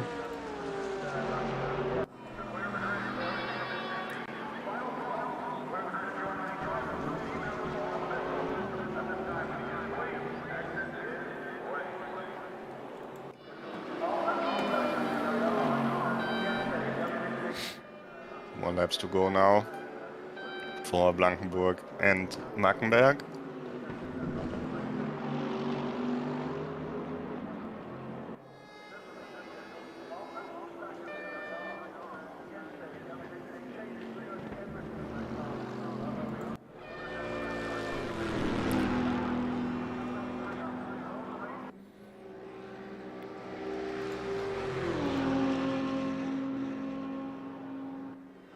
Andrea as well. They are not lapped. Actually still ahead of Dorosekov, so they will fight until the end. That's true. Lamberts and Kaulich are lapped. Fortunately, we don't have a working track map. So we can't really see where everyone is in relation on one picture, but...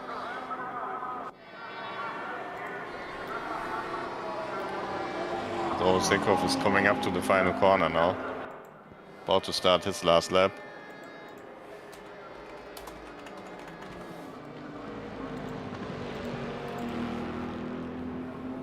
Blankenburg isn't that close. It's not close enough.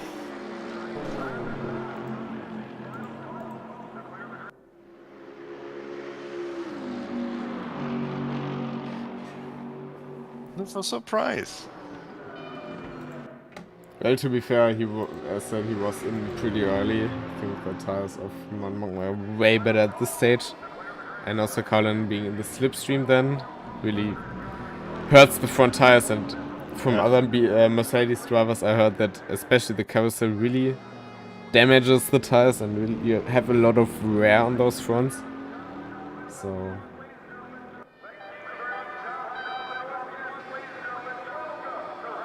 might be one of the factors. Clock's ticking down. Not many opportunities left. For Blankenburg it's not looking so good, but at least Höckert is still definitely in a position where he can make a pass.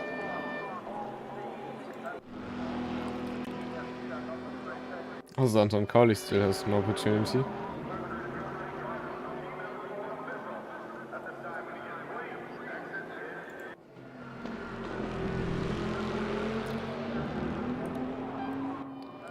So it's 0-0 on the clock. Here's our leader coming through Kettle Bottoms. Flawless performance today from Ilya Dorosekov. Didn't put a foot wrong. Yeah, showed it's not about the BOP. He was the dominant force throughout the entire evening. So off the final corner. It's about to cross the line to win the race here.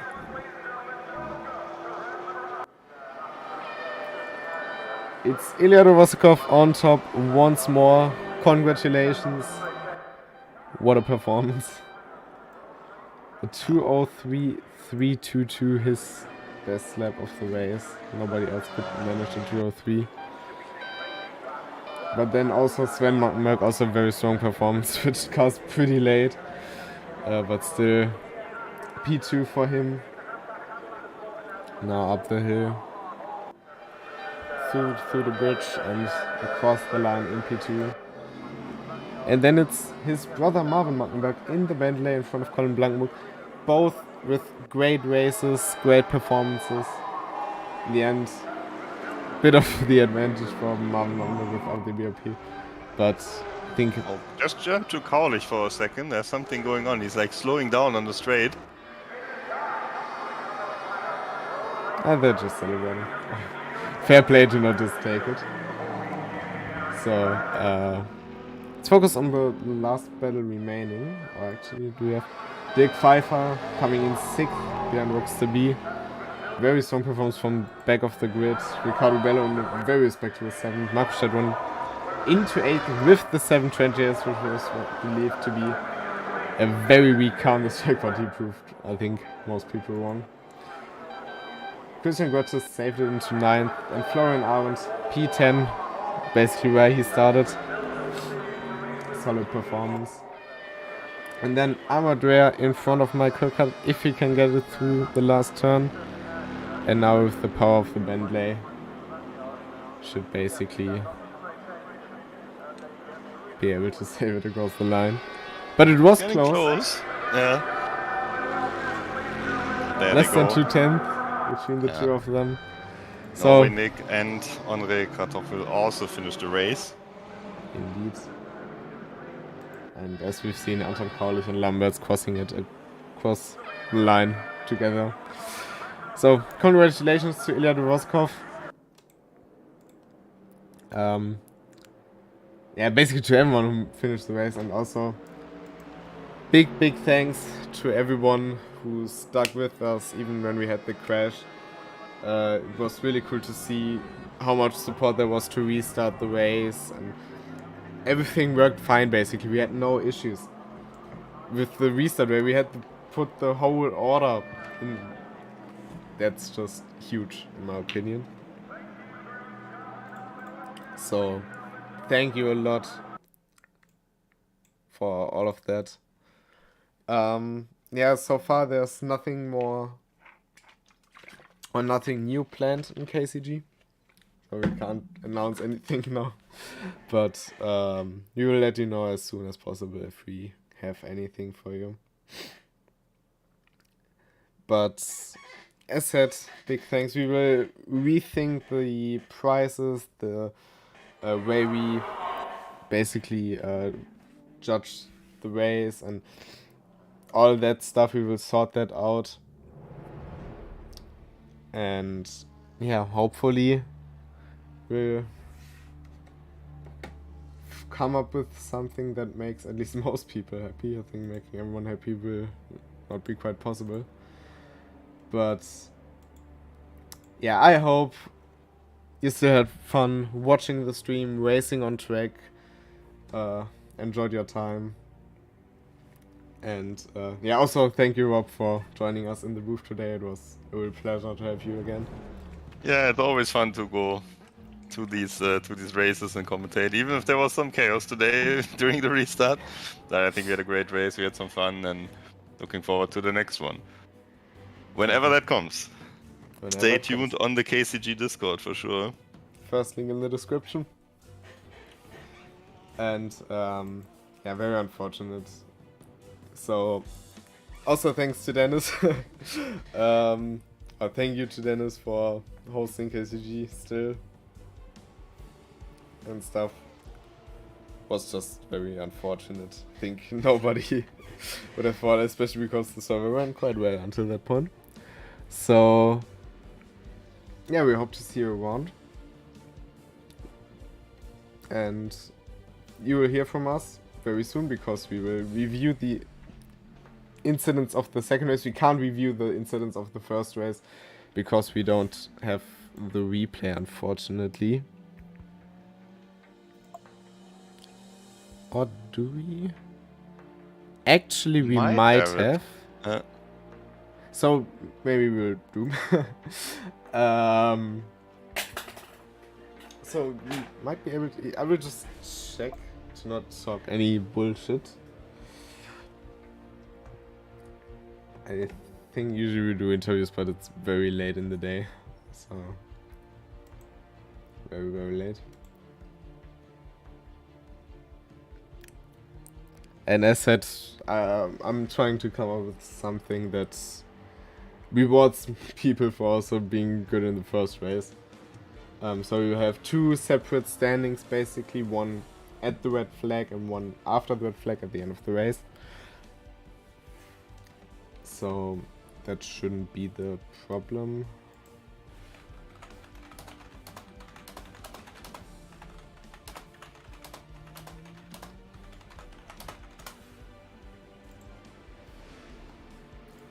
Just checking. It's taking quite some time to load the replay now. But yeah, do you want to add something to the race, about the race?